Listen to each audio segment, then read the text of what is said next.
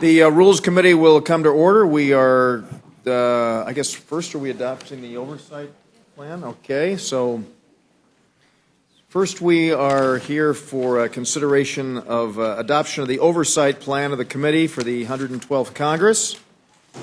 And we have a motion from the gentlewoman from Grandfather Community. Gentlewoman's recognized. Thank you, Mr. Chairman. I move that the committee adopt the oversight plan for the 112th Congress and authorize its transmission to the Committee on Oversight and Government Reform and the Committee on House Administration in accordance with the rules of the House. You've heard the gentlewoman's motion. Let me just say Clause 2D1 of Rule 10 of the Rules of the House of Representatives require each standing committee not later than February 15th, the first session, to adopt an oversight plan. And since this is Valentine's Day, February 14th, I guess we're just getting in there. The committee staff has circulated the text of the oversight plan to all members last Wednesday, which more than meets the 24-hour required period. And I'd like to see if there's any discussion or amendment. Yes, thank you, Mr. Chairman. I have written these myself in recent years, and I understand that it's the majority's prerogative. We will not make any discussion on that. But we do have some disagreements about statements and characterizations, and so we would like to submit our own. Oh, absolutely. We'll certainly welcome that. Without objection, the minority views will be included in the record. So the vote occurs on the motion of the gentlewoman. All those in favor will say aye. Those opposed, no. Opinion of the chair, the ayes have it. The ayes have it.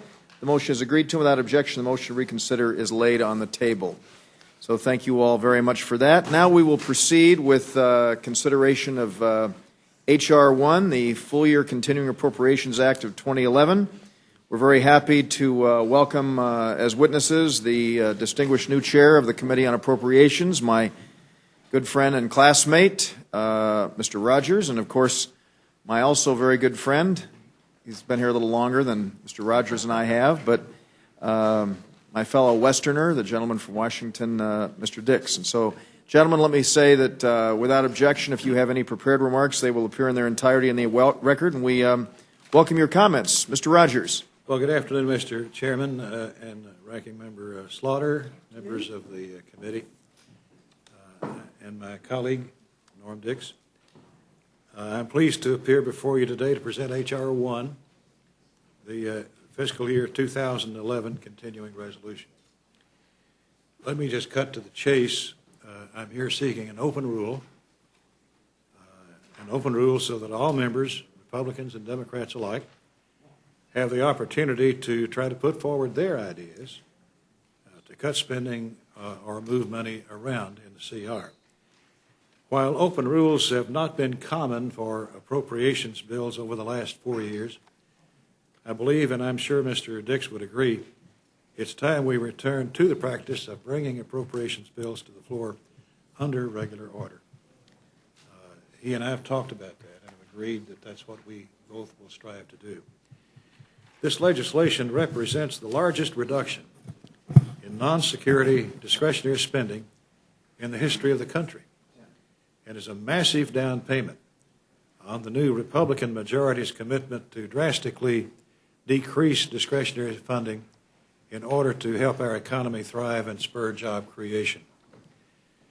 This will be the first of many appropriations bills this year that will significantly reduce spending, beginning a pattern of cuts that will help put our nation's budgets back into balance and stop the dangerous spiral of unsustainable deficits and debt. This bold legislation reverses the trend of massive discretionary spending increases over the last 2 years.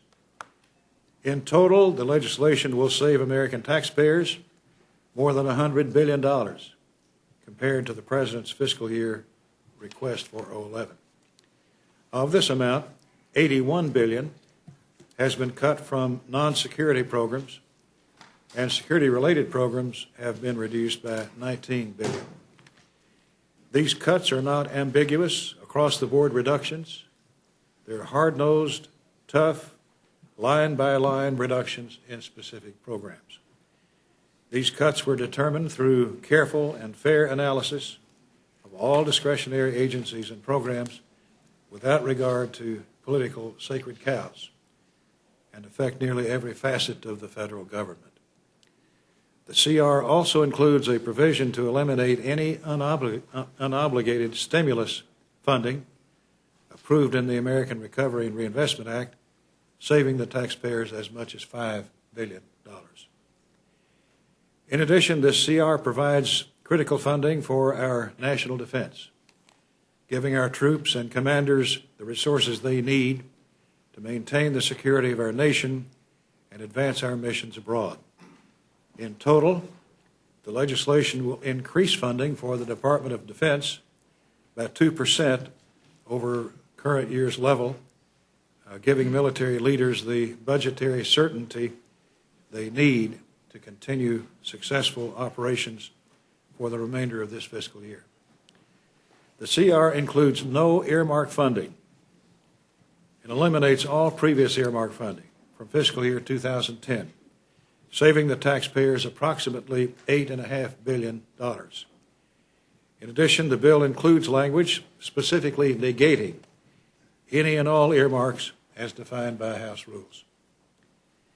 In closing, Mr. Chairman, this bill makes the tough but necessary choices to begin getting our fiscal house in order and fulfill our pledge to the American people to cut spending now. Thank you very much, Mr. Rogers. Mr. Diggs. Chairman Dreyer and Ranking Member Slaughter, members of the committee. This bill, H.R. 1, is very unusual. It is a general appropriations bill, but it is also a continuing resolution. We will be considering it under House rules that are entirely new. The text has only been available since Friday night. The tight time frame, the new restrictions on appropriations amendments, and the unusual form of the bill will unfortunately frustrate members as they try to draft amendments. If the committee considers a pre-printing requirement for amendments, I would hope that the rule takes into account the short time frame in which members have to draft amendments. So if the committee does decide on a pre-printing requirement, we request that the members be given the authority to make technical changes to their amendments after they've been submitted. I strongly support the defense chapter of this bill.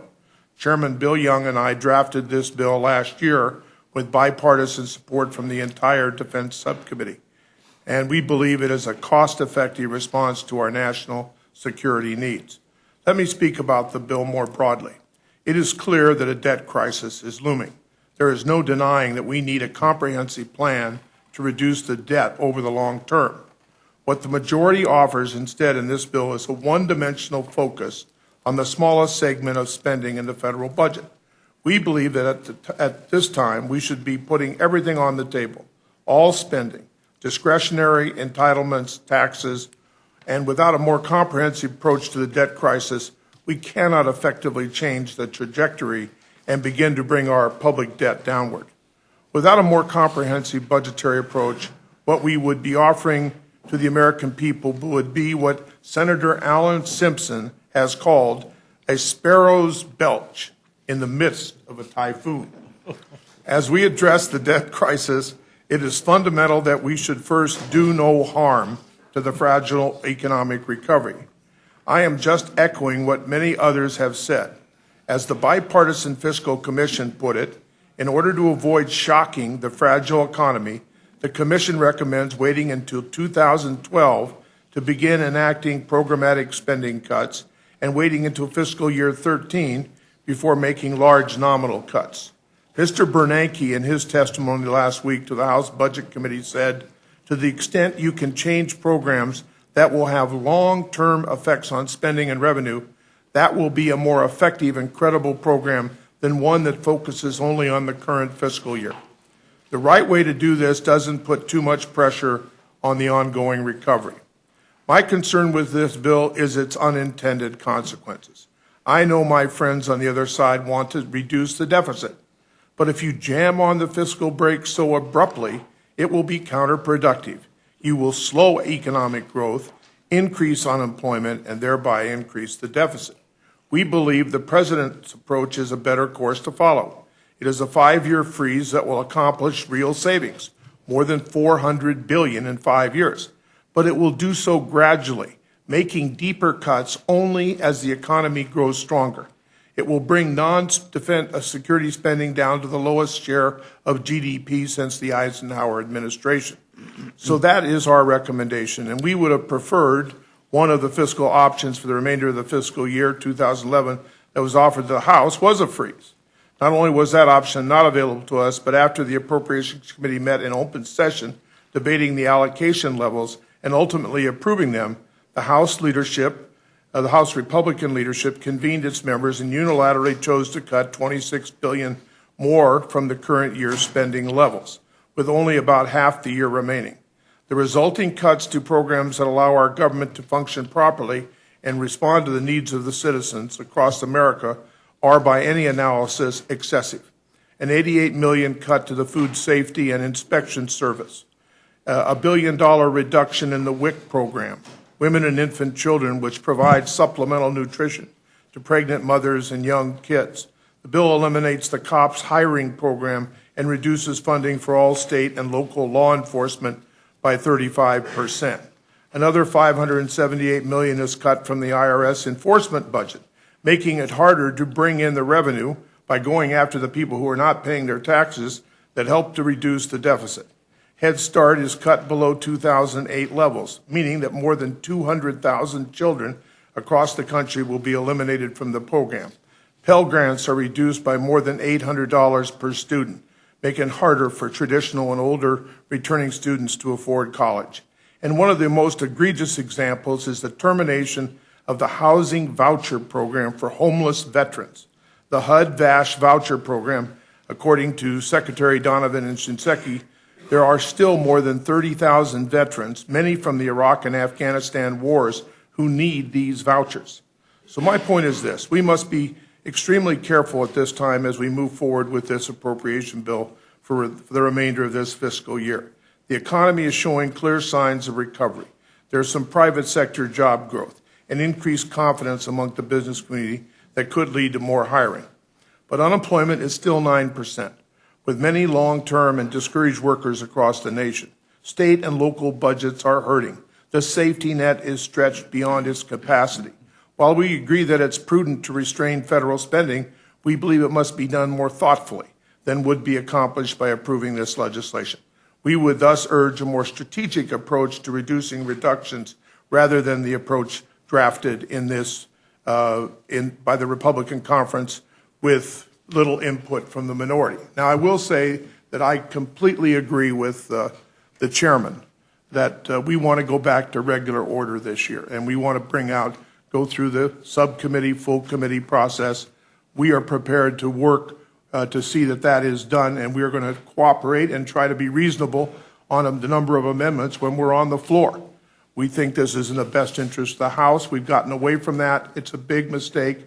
The chairman and I are trying to work together to get this thing moving in the right direction. Well, thank you very much, Mr. Dixon, and I greatly appreciate the spirit in which you have just made the statement about the desire to work together.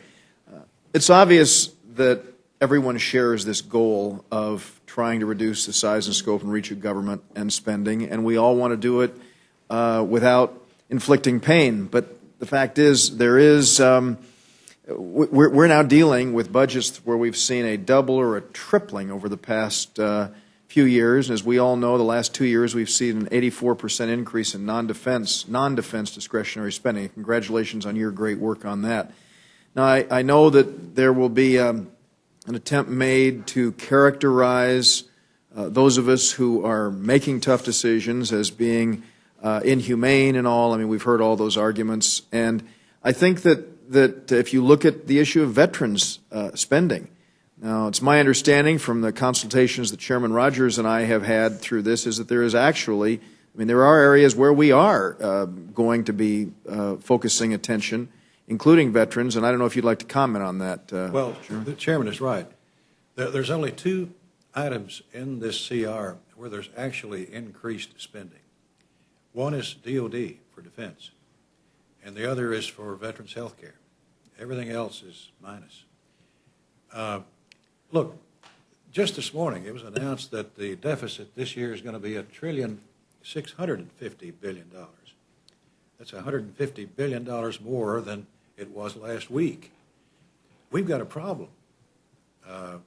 We're spending, every dollar we spend, we're borrowing 42 cents of it.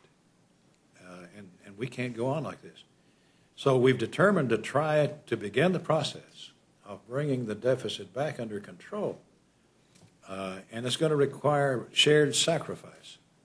It's going to require sacrifice. But it's got to be shared, and it's got to touch everybody. And I think this bill does just that. Well, thank you for that. And let me just say, in response to some of the comments that you made, Norman, I know that this will be an interesting debate that takes place on the floor, and as you know, it is virtually unprecedented for us to continue a resolution under anything other than a closed rule. And here we are with a modified open rule, which means that every single member of this House, Democrat or Republican, will have the opportunity to file on the record an amendment that meets the germaneness and other regular order rules of the House as far as the Budget Act and legislating an appropriations bill. Members will be able to file those amendments, and that's what we want. Is we want a free-flowing and rigorous debate.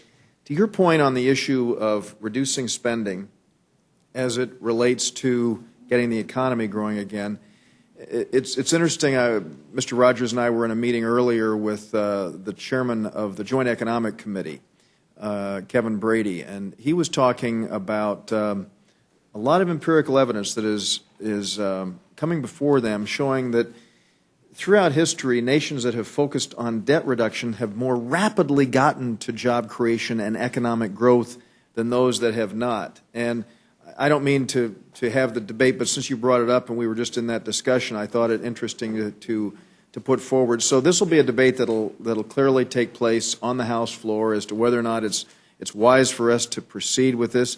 And I will say that the American people last November made a conscious decision, and it's been 3/4 of a century since we've seen my party have the kinds of gains that we did, and I believe that it came about in large part due to the fact that we said that we were going to bring about reductions in spending. And this proposal that Chairman Rogers has come forward with is far beyond what was promised, and the proposal is one that I think is a very positive one in our quest to do exactly what we all want to do: create jobs, get the economy going, and move towards a greater degree of fiscal responsibility. So I thank you again for your cooperation in proceeding with this, and I believe that, again, with this virtually unprecedented procedure for consideration of a measure like this on the House floor, that we'll have an opportunity for a great exchange. But having said that, you know that the idea of engaging in filibuster by amendment and that kind of thing, it really undermines our ability to get where it is that we want to do as we look towards the March 4th date that is looming. Well, last year we suffered under that problem, right, with a lot of amendments coming over and over again. Mm-hmm. And I hope both sides can be reasonable. I mean, that's how this process has to work. I mean, we have to have a number of amendments. One of the things we used to do around here is we used to, once the bill got on the floor and if you went through maybe a dozen amendments, the chairman and the ranking member would get together and work out a list, and then by unanimous consent get an agreement, and so we could finish in a reasonable way so we could move through these bills. Right. That's very much what we're hoping to do. I will say that last year there was 20 minutes of debate before it was shut down, and every bill then was shut down beyond that, and it was a grand total of 20 minutes of debate. So we're trying very much to avoid that, and we do want to get back to, again, regular order as we consider all of the appropriations. Which I'm committed to. Yep. Just one point on history. Sure. I was here in the 80s. I think you were. Yes, I was. And, of course, we had the Tip O'Neill, Robert Dole group that got together and worked on all aspects of the budget, including Social Security. Right. Now, to be honest about this, as we all know, we have to, this has to get to the entitlements. This has to get to taxes, or at least tax reform. Right. And in order to really get this deficit under control, we can't do it all on the back of 1/3 of the budget, which is discretionary spending. You're absolutely right. I mean, But I will also say, as former chairman on Defense Subcommittee, Defense has to play a role here. And Gates has laid out a plan where we're going to cut at least $78 billion over the next 5 years. And, you know, you don't want to waste money anywhere. And I'm pleased to hear a number of voices on your side saying that defense should be analyzed. Well, I think that everyone concurs with that. In fact, I like the way Chairman Rogers has put it when he said that there are no sacred cows. In fact, they died of gluttony, which is, I think, a perfect way to put it. Only someone from Kentucky could come up with a statement like that, repeated by a Californian for the television cameras. So, Ms. Fox. Thank you, Mr. Chairman, and I want to thank the chairman and the ranking member both. I think that your comments were very thoughtful, and Mr. Dix, I appreciate your talking about the fact that we have to do this. It's good to know that our colleagues on the other side of the aisle recognize that. I do have a concern, though, when you talk about our slamming on the brakes on spending and recommending that we go with what the president has recommended. I was here 6 years ago, by the way, when Republicans were in charge, and we had the open amendment process, and the chairman and the ranking member did get together, and I saw that. And then the last 4 years, I've seen the process that has gone on, which has denied the minority the ability not only to offer amendments, but, as the chairman has said, even to debate the bill. And that hasn't been very good. But I find it really interesting that you talk about going with the president's proposal. We've had 2 years, well, we've had 4 years of expanded spending. We know, as the chairman has said, 84% increase in non-discretionary spending in the last 2 years. And where did it get us? Our unemployment rate has gone up, up, and up. And it seems to me that that would be a message to you all that continuing the way of the last 4 years is not the way to go. And you all want to stop spending, you say, and it seems to me that our approach should be, we do need to put the brakes on this. Let me give you my perspective. I'm not going to speak for anybody but myself on this.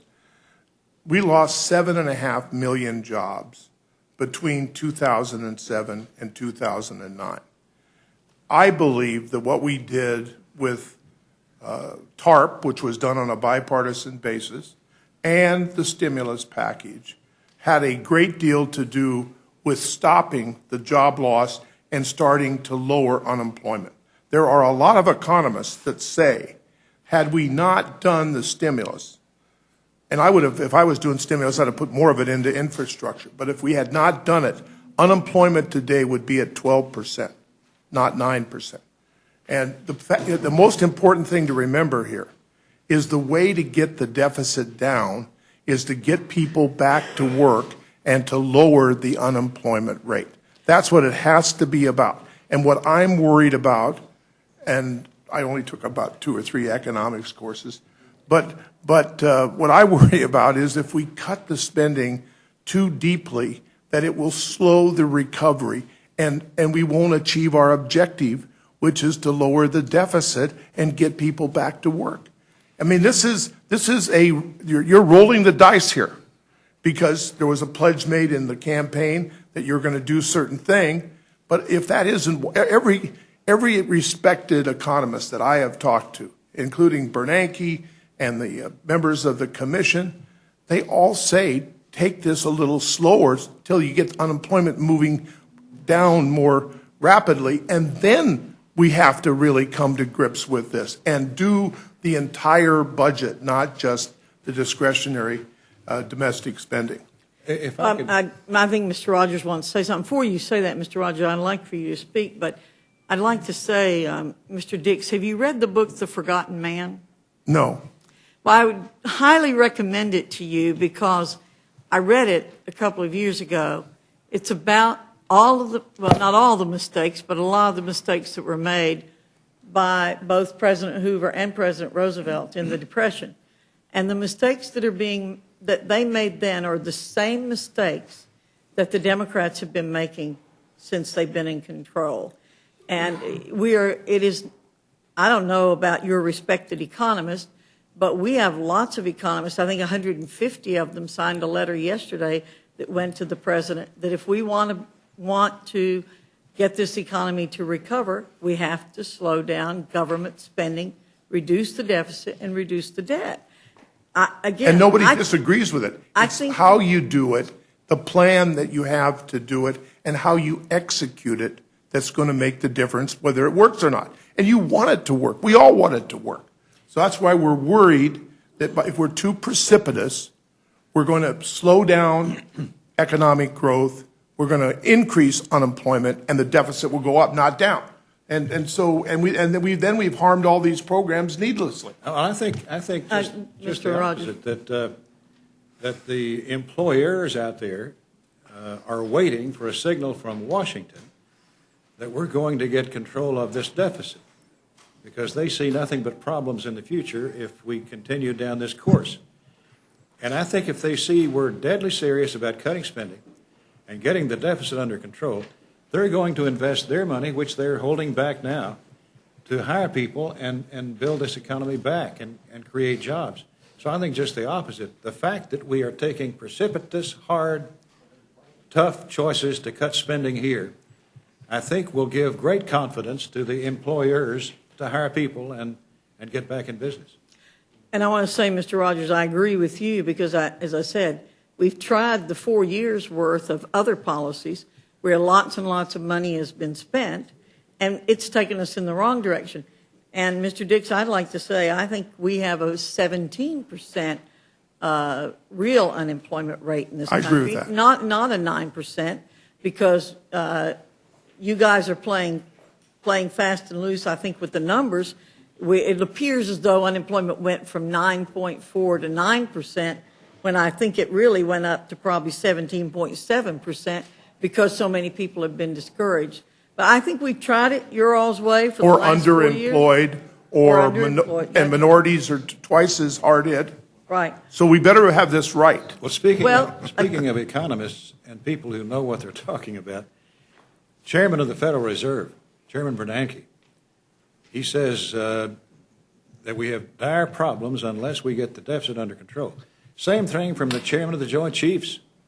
I mean, we got the Chairman of the Federal Reserve and the Chairman of the Joint Chiefs saying, get your spending under control.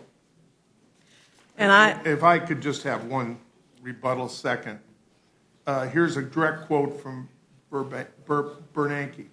To the extent you can change programs that will have long-term effects on spending and revenue, I think he's talking about the entitlements, that will be a more effective and credible program than one that focuses only on current fiscal year.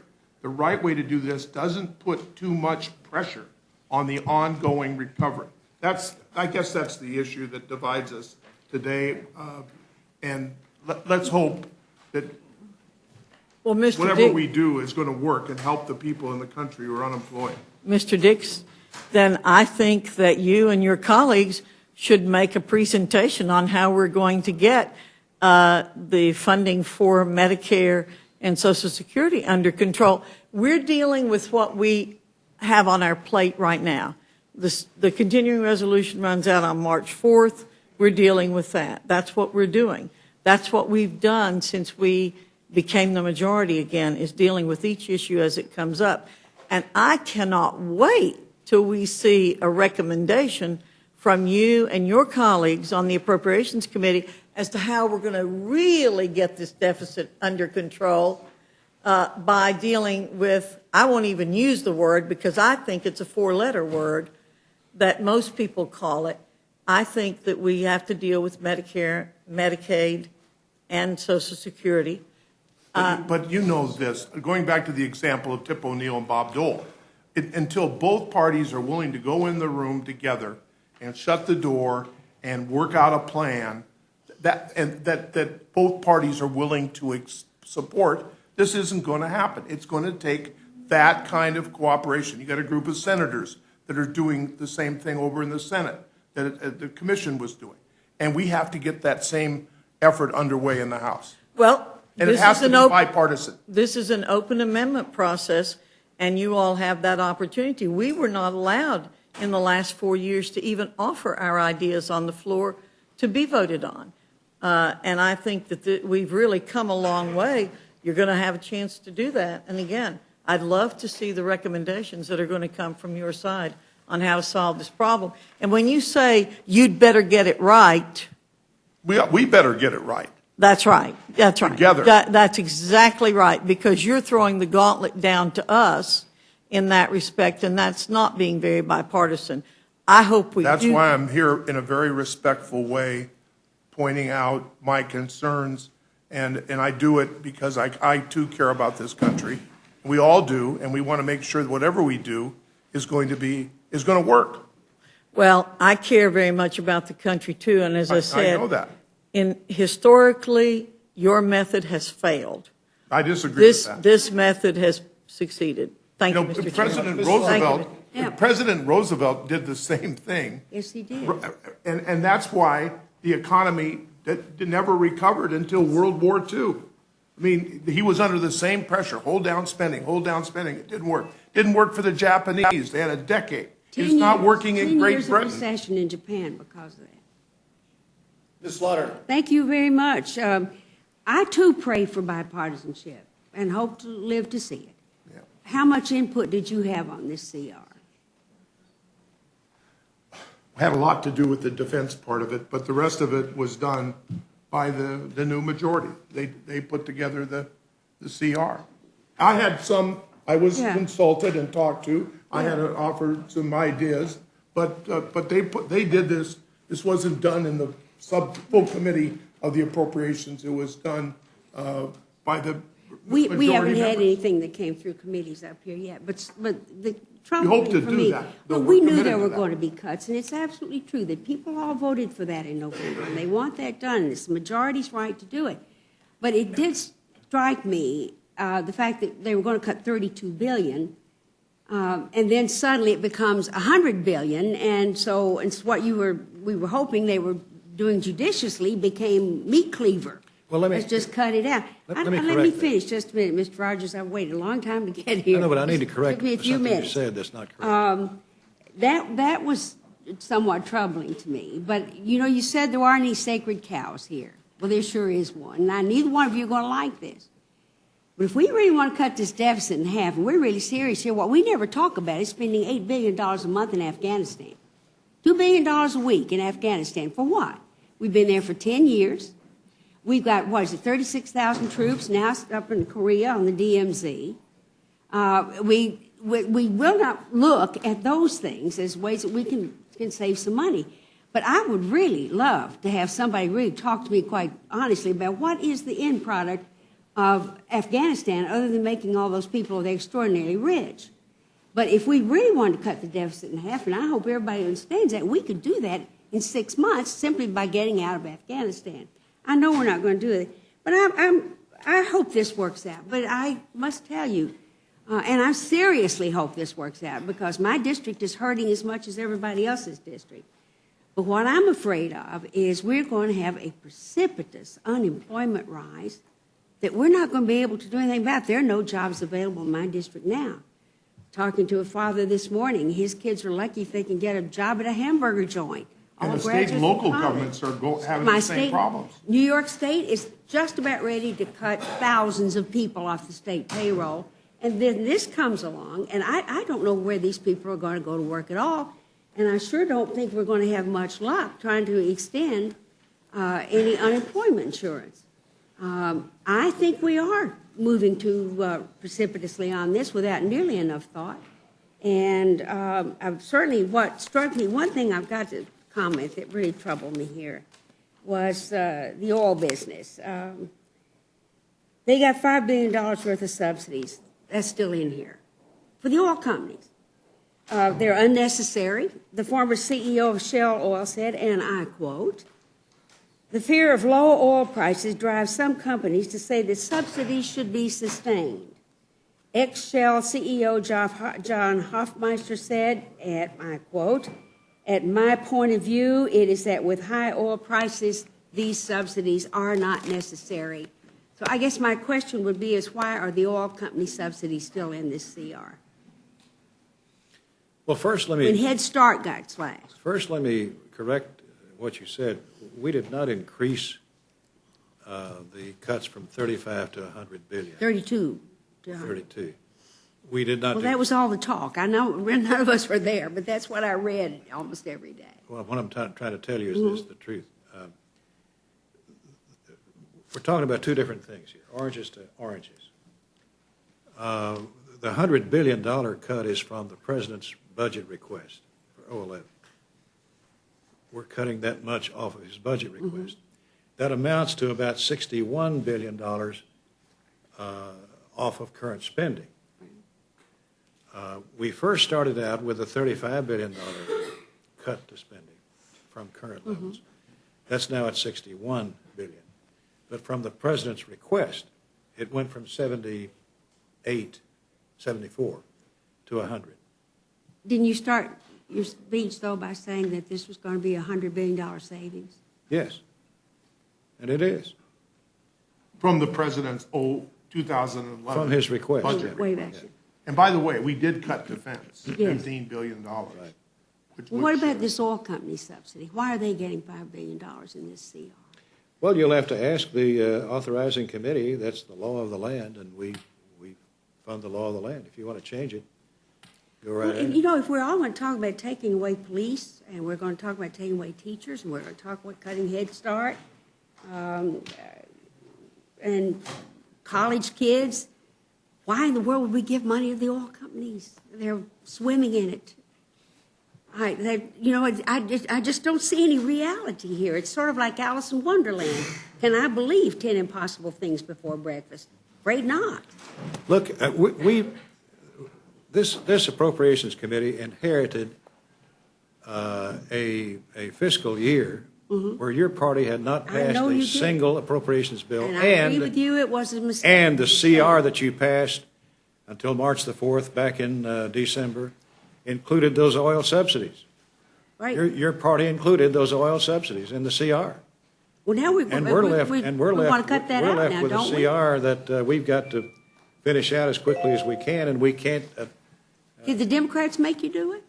You gave us a CR that included it. It's in violation in here somewhere? How about that, Mr. Dix? we'll take a look at this. I was chairman of Interior Wouldn't that be nice to Appropriations. cut $5 billion right off the top for people who don't need it?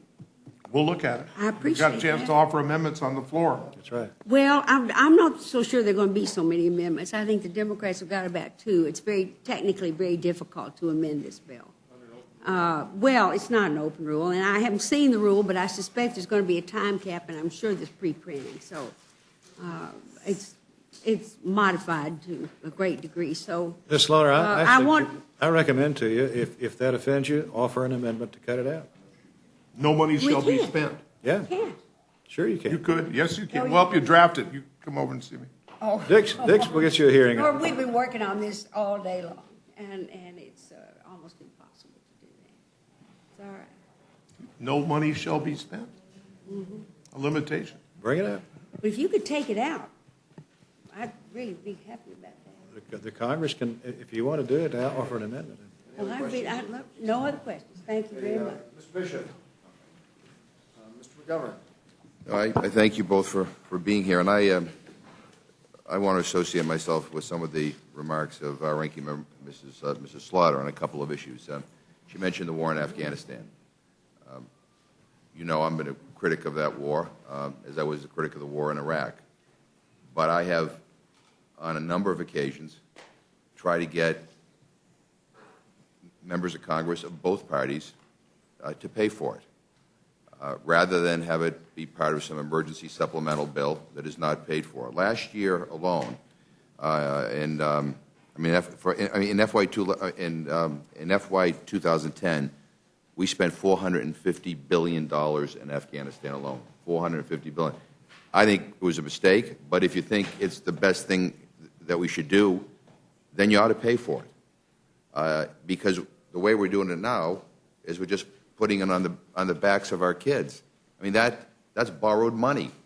And to not even talk about that as an issue, and then come in here and to cut programs like Head Start and Pell Grants and infrastructure, things that I think are going to have a real impact on people here in this country, I find a little bit disconcerting.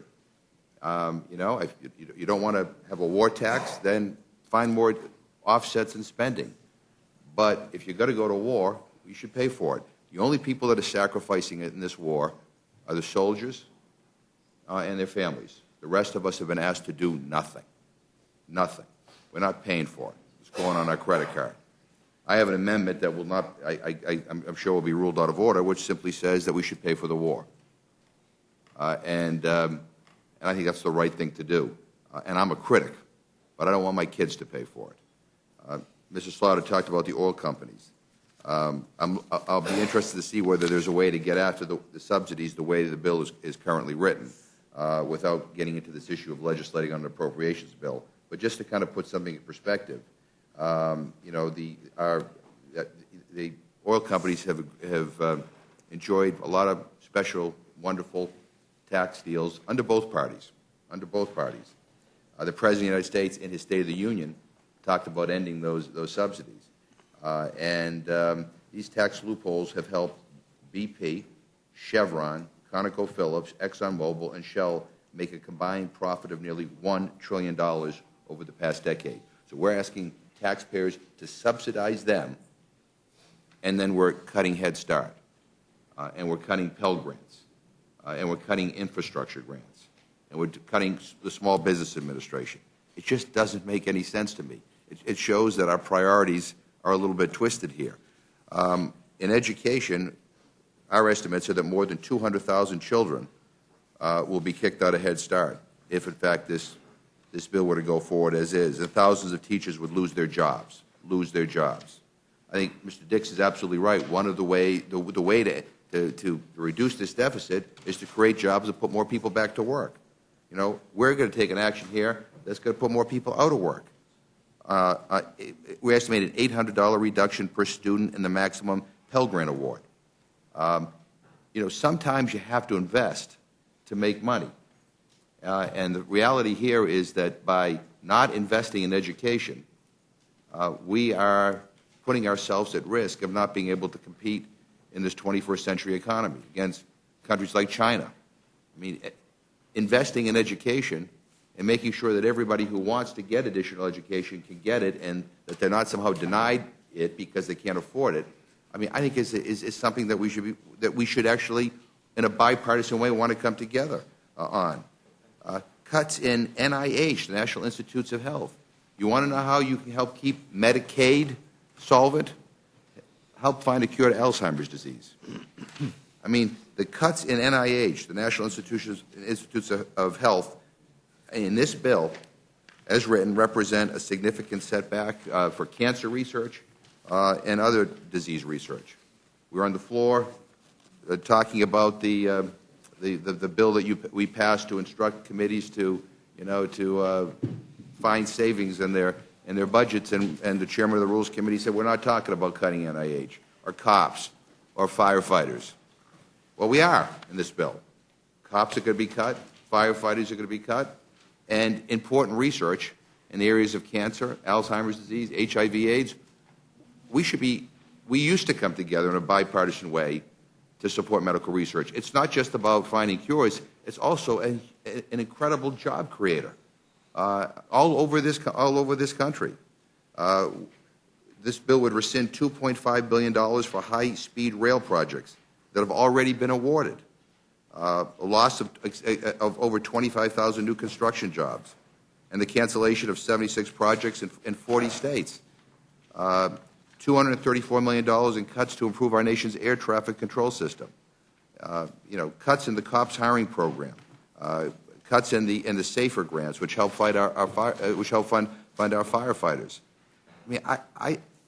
When we talk about making cuts in those areas, we're not doing anything to help the economy. We're actually making recovery, as Mr. Dix pointed out, more difficult, but we're also putting a lot of jobs at risk.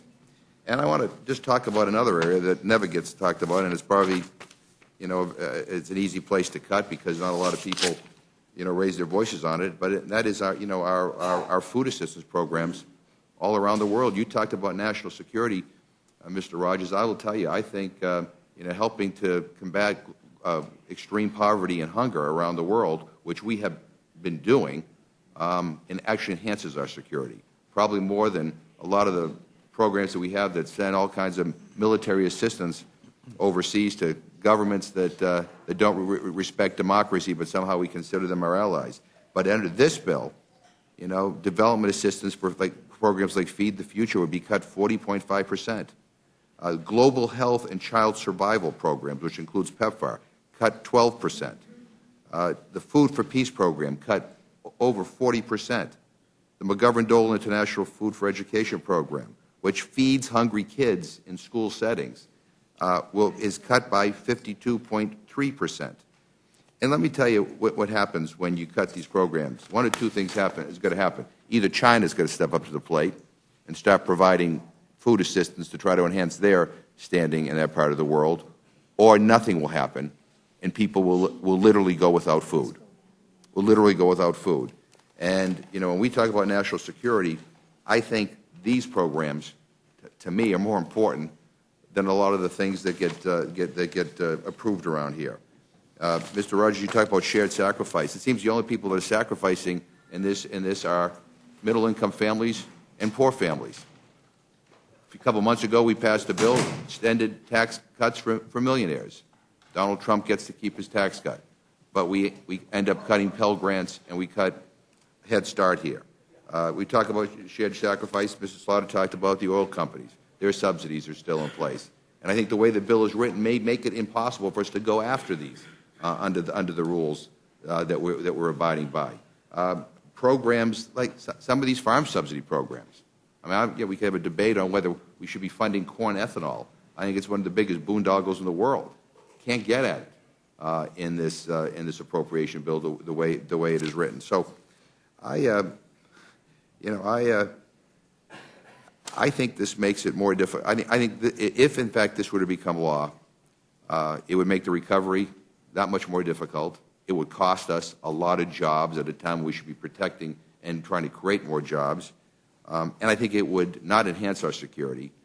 I think it would decrease our security. And I would just say, finally, I hope, I don't think I'll get the opportunity here, but I hope at some point, in a bipartisan way, that we will agree that if we're going to go fight wars, we're going to pay for them. When George Bush the first went to war against Saddam Hussein, when they invaded Kuwait, he went around and got other countries to pitch in, paid for the war. We paid for World War II. We actually had a war tax during World War II. We're asked to do nothing. And, and I say this as a critic of the wars in Iraq and Afghanistan. I don't like them. I want them to end. But if you're going to do them, you ought to pay for them. And I think that's a better way to get better way to control our deficit and start paying down our debt. Thank you. Mr. Woodall. Thank you, Mr. Chairman. And I appreciate you gentlemen being here today, and I appreciate the hard work you've been doing, Mr. Chairman, to take all the orders that you've been taking and try to do things as fair as you could. I did notice that as Mr. McGovern went through his list of things that he thought might have been cut too much, there were only 3 things on his list that he didn't think got cut enough, and he didn't think he could have gotten to them in this bill anyway. So apparently you didn't leave anything on the table, and I'm grateful to you for that, because that's certainly what I came, the marching orders voters gave me. Well, we went into this with the idea that we wanted there to be shared sacrifice. We knew that if we were to solve the problem of the deficit and the enormous debt that we're incurring on our children and our grandchildren, if we were to tackle that, we had to cut spending. And we had to cut it fairly. And we had to have no sacred cows. And there are no sacred cows. We've touched everybody except defense. Well, we actually cut on defense. And veterans' health care. We held that as a sacred cow. Mr. Dix, I wanted to ask you, I appreciated your offer to the ranking member to work with her to find a way to get at those subsidies, and I would, she's stepped out, but I'd like to commit my vote to her. If you all can find a way to get to those subsidies, you'll absolutely have my vote on the floor of the House when that amendment comes, and I hope you'll be able to do that.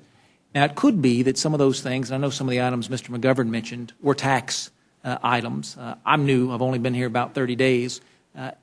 Do we ever have an opportunity to go after the tax side of the ledger in an appropriations bill like this, or are those Well, things usually- always separate? No, usually you do it in a tax reform bill. Okay. 1986 was the last time we had a major tax reform bill where we went through the entire code.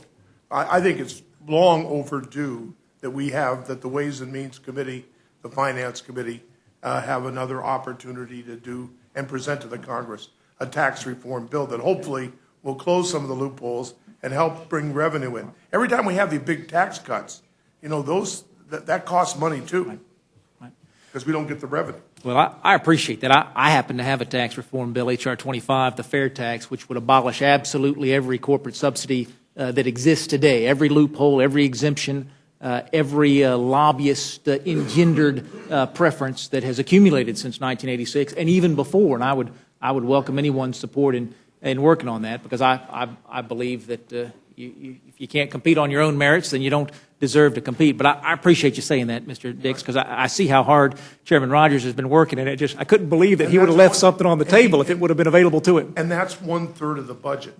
I mean, if we're serious, we got to look at entitlements, Social Security, Medicare, Medicaid. We got to be concerned about this debt because of the interest payment is huge. And we've got to look at taxes. We got to look at these loopholes that have been there. And if we do all of that, we have a chance of turning the curve. But we have to do it in a bipartisan way so both parties will feel secure, as they did in the 80s when the last time we did this. And you say bipartisan. As I watch you and Chairman Rogers work together and discuss things, I actually think nonpartisan, that it's about love of country and love of the folks in your neighborhood and responsibility to your constituents, and partisan doesn't come into it at all. But now, I share some of your frustration. I want to get into Medicare and Medicaid because I know that's where the dollars are. I want to get into Social Security because I know that's where the unfunded promises are. I want to get into the tax code because I think there's some real economically destructive things going on there. But you're saying that it would never have been your expectation that in an appropriations bill like this, the rules would have allowed for that? No, that is Ways and Means Okay. and Senate Finance. They're the ones that work on that part of it. Sometimes people put certain things in our bills as riders, and sometimes the committees agree it's an emergency, but we try to avoid legislation and appropriation bills. Well, I want to associate myself, Mr. Chairman, with Mr. Dick's desire to get into not just discretionary spending, but entitlement reform and tax reform. But given that the only thing it appears that we're able to work on today is discretionary spending, I want to say thank you for both coming. And we did defense as well as domestic, and I think that was important.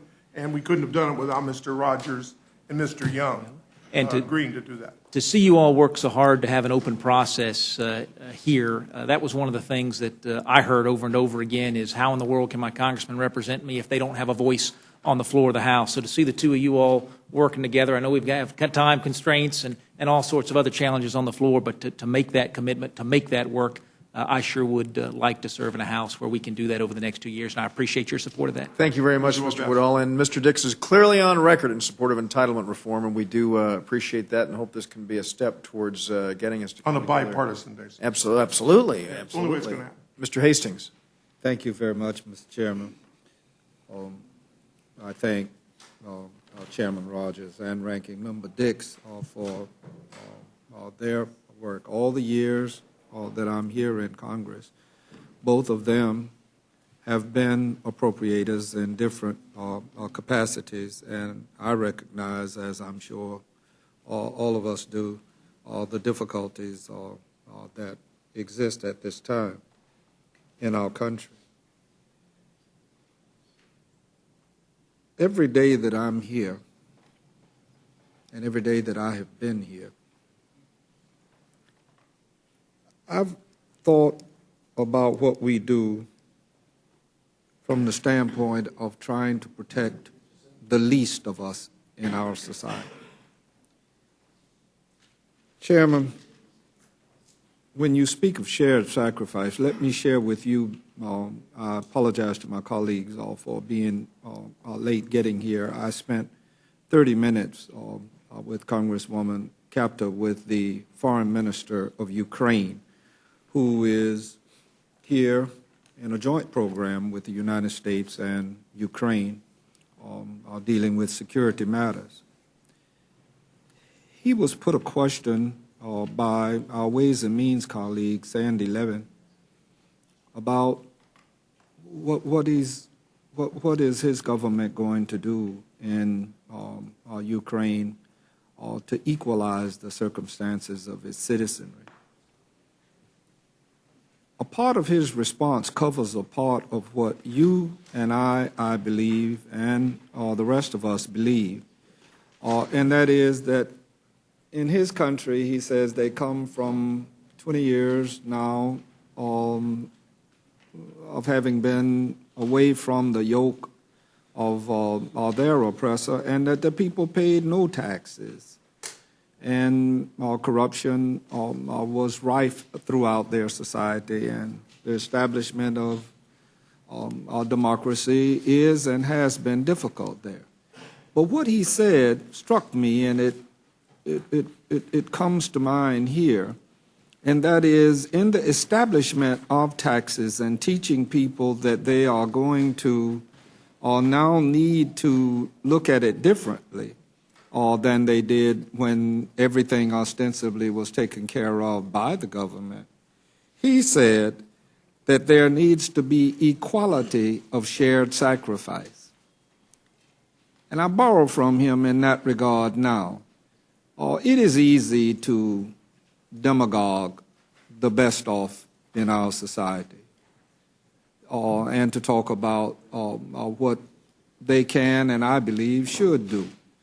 But how can we honestly say that we, through this particular CR and the budgetary process as it goes through here and the Senate and the negotiations with the executive branch, how can we honestly say that we are now asking for the nation to have shared sacrifice and then have continuing resolution reductions that address in large measure the middle class and the poor? Now, I have to echo what my colleague Mr. McGovern said. It hasn't been just too long ago that we gave rich people who had already received every kind of benefit for all the 18 years that I'm here some more benefits. And then we come to, without enumerating again the various programs, how do we call that shared sacrifice, Mr. Chairman? Well, let me just say to you, if you look at the 12 appropriations subcommittees who will be presenting later in the year their individual bills for 012 funding. But in this CR, for example, the agriculture, rural development, FDA part of the budget will have been cut 22%. The commerce, justice, science part of the government, none of whom deal with the poor, if you will be cut by 13%. The energy and water development, Corps of Engineers, and all of that will have been cut by 15%. Financial services would be cut by 19%. The Interior Department and the environment will be cut by 14%. Labor, HHS, and education cut 14%, like the others. The legislative branch, we cut ourselves 13%. You and I are sharing in that sacrifice. Mm-hmm. State and foreign operations cut 21%. Transportation and HUD cut 24%. So the cuts are almost consistent to a T across the board. I understand what you're saying. And it applies to everybody. And that's why I say, in solving this national crisis that we're in, all of us have got to sacrifice and help pay for it. Mr. Chairman, most respectfully, I disagree with all of us are sacrificing. When you get granular and go inside the cuts that you just enumerated, you will find programs that add up to those percentages that impact middle-class people and the poor more than they do everyone else. Now, let me ask you another question. Did the committee, I'm not into process here, you had the right to exercise the prerogative, the continuing resolution is needed to be done. Those dynamics I readily understand. But was there any analysis in the continuing resolution reductions as to just what the projections would be in loss of jobs if, in a perfect world, this continuing resolution were to become law? Yes, absolutely. We took the words of Chairman Bernanke, Federal Reserve, and the chairman of the Joint Chiefs of Staff, that in essence said that that we were facing a real problem as a nation. And that has precipitated, I think, the voters last November saying, cut spending. We're broke. We've got to do something about it. Mr. Chairman. And that's why we wanted to try to be fair in these cuts, and I think by and large we have. There are going to be instances, I'm sure, where one item or another may need to be explained, but bear in mind there are literally thousands of accounts in the government that we're trying to deal with here. Thousands of them. I understand that. And it's not a perfect world. The two people that you cited to, I've only met the Joint Chief of Staffs. I don't know him personally, and I don't know Mr. Bernanke. And I don't serve on either of the committees of jurisdiction, nor have I, that caused me to come in contact with them. But just in reading, they would be two of the last people that I would rely upon for overall judgment. Now, I don't have the same confidence that everybody else does in all of these marvelous economists. I think that they are, in some respects, just like lawyers. You put two of us in a room and we'll give you 2,000 opinions in 2 minutes. You know, so I'm not one of those that buys into the notion. As a matter of fact, I think they've been a part of the problem, not the Joint Chief of Staff, but the Federal Reserve and those associated with them. I sincerely think that they are a part of the problem. And I might add, every treasurer in the 18 years that I've been here, I think, has been a part of the problem.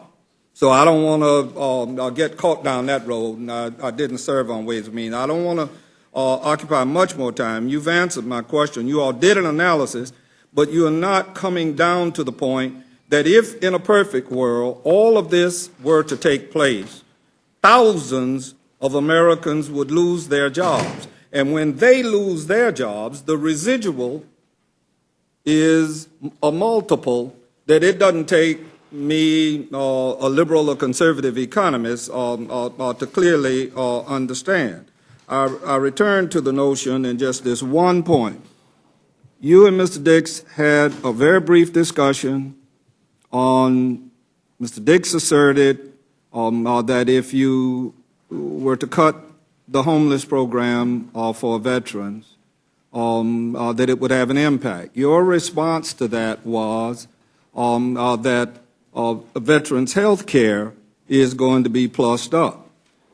Well, in my state, last week, my governor offered closing the homelessness office of the governor. And Florida is one of those states, because of its weather, that attracts a significant number of people, not only veterans, but others, to live outdoors. I began by talking about the least of us. I don't want to participate in no program that's going to hurt the least of us when the best off of us in society have gone about our business ordinarily. And something is wrong with this picture, not your responsibilities in offering a budget. But I just don't see how you're going to take police off the streets and expect crime to go down. How you're going to eliminate the most successful eliminate, but cut the most successful program empirically documented, the Head Start program, that has demonstrably shown that children in that program that complete it do better in life, in high school and in college, and don't 88% of them that completed that program in the last 34 years did not go to jail. Then be damned if we oughtn't be plussing up Head Start and trying to have some of these people that we rely upon that are pretty well off themselves, I might add, Mr. Bernanke and the Joint Chief of Staffs. I've been on planes where generals had generals serving generals, and somehow or another that sounds wrong to me. I thank you, Mr. Chairman. I know it's a difficult job, and thank you, Chairman. Thank you very much, Mr. Dix. Ms. Fox wanted to make a comment. Well, just a very brief comment about the issue of shared sacrifice. It seems to me that if I recall right, and Mr. Rogers or even Mr. Dix might be able to help me, I believe we have about 40% of the people in this country who pay no taxes whatsoever. And so when you talk about shared sacrifices, those are people who are being given lots of things by the rest of us, but they certainly are not sacrificing in the sense that other people are who work and pay taxes. Are you talking about the U.S. Thank companies? you.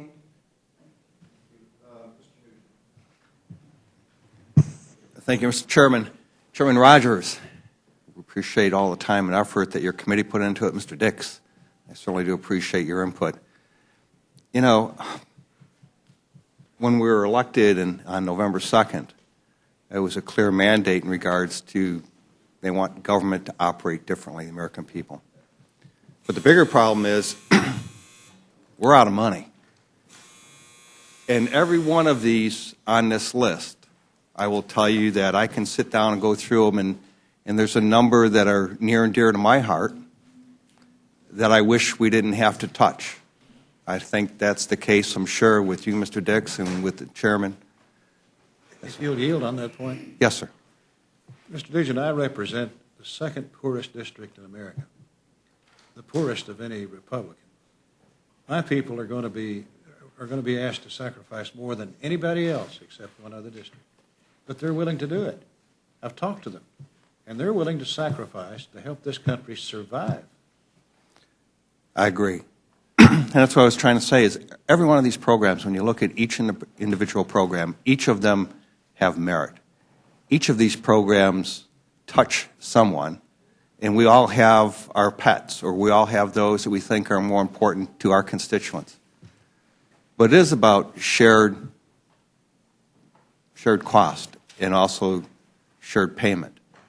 If there was an easy way around this, I'm sure that your committee would have been dancing in the street and said, listen, we have a silver bullet, and here's how we can solve all of our problems in one quick and easy swoop.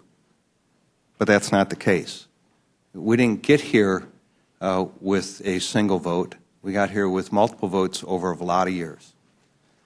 You know, my experience, and doesn't compare to this, but as a sheriff, when we had a downturn in our budget, in our appropriating authority that gave us the money to spend, we had to sit down and look at our core mission as to what we're supposed to do in government and look at our core mission, and that's how we funded it. And I had to cut programs that I started that were the last things on the face of the earth that I wanted to cut.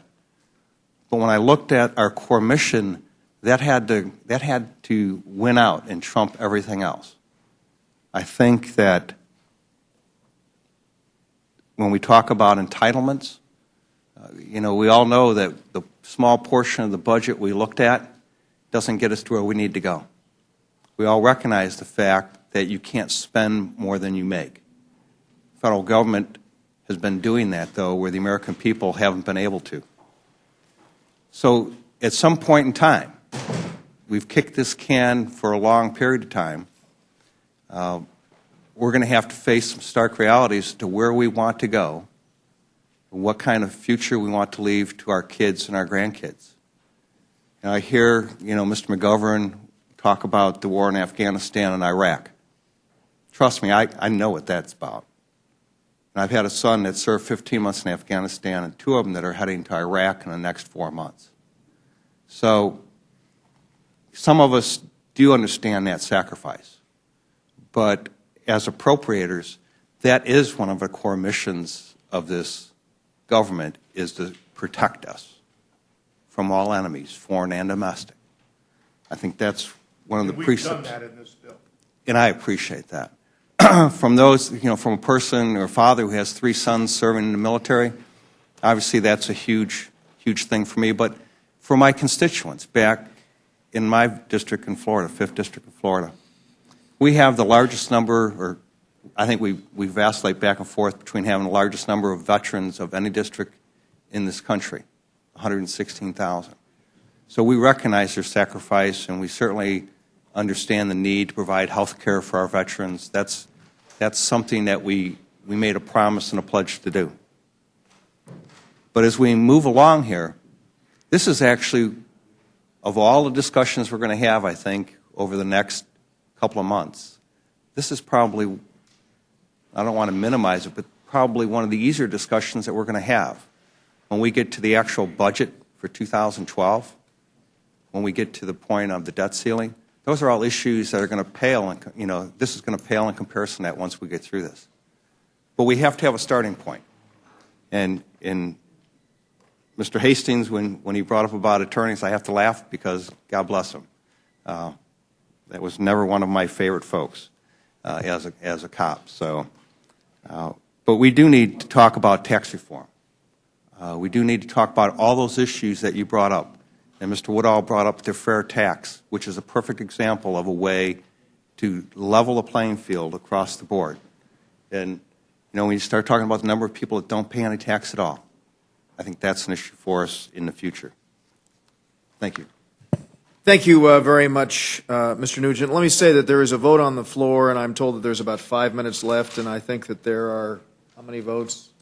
Three votes, so about 3 minutes left. If you want to proceed, Mr. Polis, and then we do have other witnesses, so I'd ask you gentlemen to come back if you could.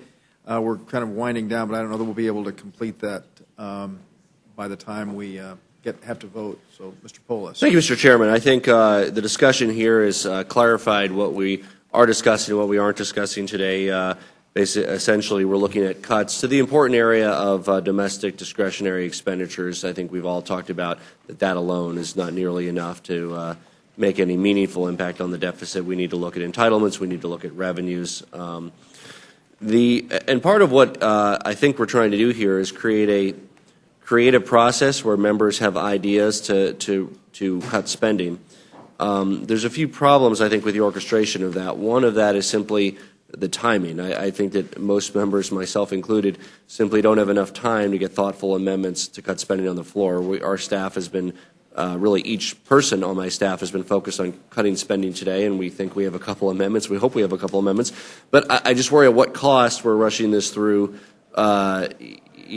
tomorrow. I think that given a 24, 48, 72 more hours, members of Congress and their staffs might be able to come up with billions or tens of billions of dollars more in savings that will pass muster on the floor of the House. So, given the need to do this, of course, but also the ability of this body to take surely another day or two to do that, and again, my staff has been scrambling all day, I'd like to inquire as to why we are not giving, in my opinion, sufficient time for members to come up with ideas for budget cuts that can pass House muster. Well, because we're facing a March 4th deadline. The present CR runs out March the 4th. Sure. We've got to act in time to pass a bill here, pass it to the Senate. It's more a question of, I'm saying, more a question of, 48 hours, in another 2 days. So, talking about kind of going to Wednesday or Thursday instead of, from my understanding, we have to have our amendments in basically within the next hour. And we only saw the CR on Friday, so we just had the weekend and today with, of course, a lot of our legislative services being closed over the weekend. So I would hope that there would be more opportunity for members to advance cost-cutting ideas, because I think we're missing out on billions of dollars of cost-cutting ideas simply because of the logistics. We're going to have the 12 bills coming up right on after, Okay. so you'll have an opportunity to offer amendments at that point with a little more time to think about the consequences. One more suggestion in that vein. I think that the process would work even better to incentivize members to find creative cuts if there was some ability to reallocate some of the money that was found in those cuts. So obviously they wouldn't be cuts if they could reallocate all of it to prevent cuts in other areas. But if they were able to reallocate, let's say, half of the new additional savings they identified to offset cuts elsewhere, it's quite likely that would result in more net savings because what gets a lot of members going when they see these cuts, and there's all cuts that we're worried about, and I was wondering whether that's something that you would consider asking for the next time around, is giving members the ability to allocate some of the money that they save to encourage them to find more savings. Well, amendments now, you can do that, but you have to find, if you want to add something back, you have to have a corresponding cut. So, Gentlemen, yield? Yeah, it was my understanding that wasn't Yeah, possible. my understanding is that you can't take from defense and put in healthcare. You can't go across subcommittees. You have to do it within the context of that subcommittee. Mr. Chairman, could we Should we go vote? recess to go vote and come back? I'll just hold the floor and would you like us to return then, Mr. Chairman, and continue, or? What I'd like to do is to make a decision here real quickly. We are in the midst of your testimony. We would return with you with the opportunity. Would both of our witnesses be allowed to come back after the final vote? We have 2 additional votes after this one. I don't know when this will close. We'll now be in recess until the end of the. And Mr. Chairman, I'm almost done, but I know there's several other people left to go. So that would be correct. And I appreciate the gentleman noted. We'll be in recess until the beginning of the last vote. Thank you.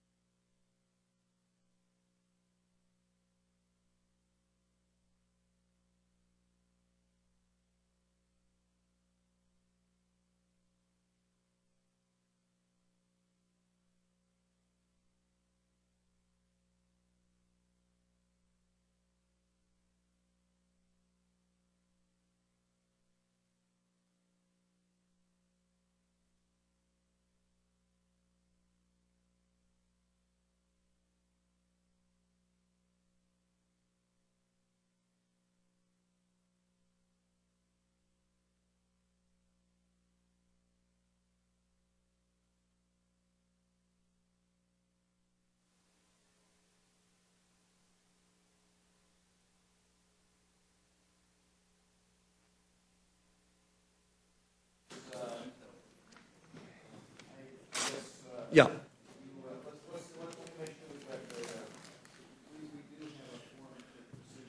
The hearing on this. So the Rules Committee will reconvene. We are here for further consideration of H.R. 1, and I understand that when Mr. Sessions was presiding, he had recognized Mr. Polis. So, Mr. Polis, please proceed, and I hope that Mr. Rogers will be back soon. But Sure, and again, the 2 points I made earlier, to produce a better outcome of encouraging members to come up with cuts, more time would be very helpful, number one, and then two, the ability to reallocate in different areas, critically not all the money that's saved, but some of the money that's saved.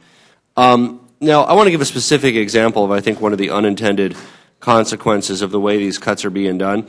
The major transportation artery in my district, Highway 36, is facing under this $10 million cut. It had been awarded a Tiger Challenge grant, a $10 million Tiger Challenge grant. And of that, $9.1 million of it is currently in the status of unobligated. Now, why is it unobligated?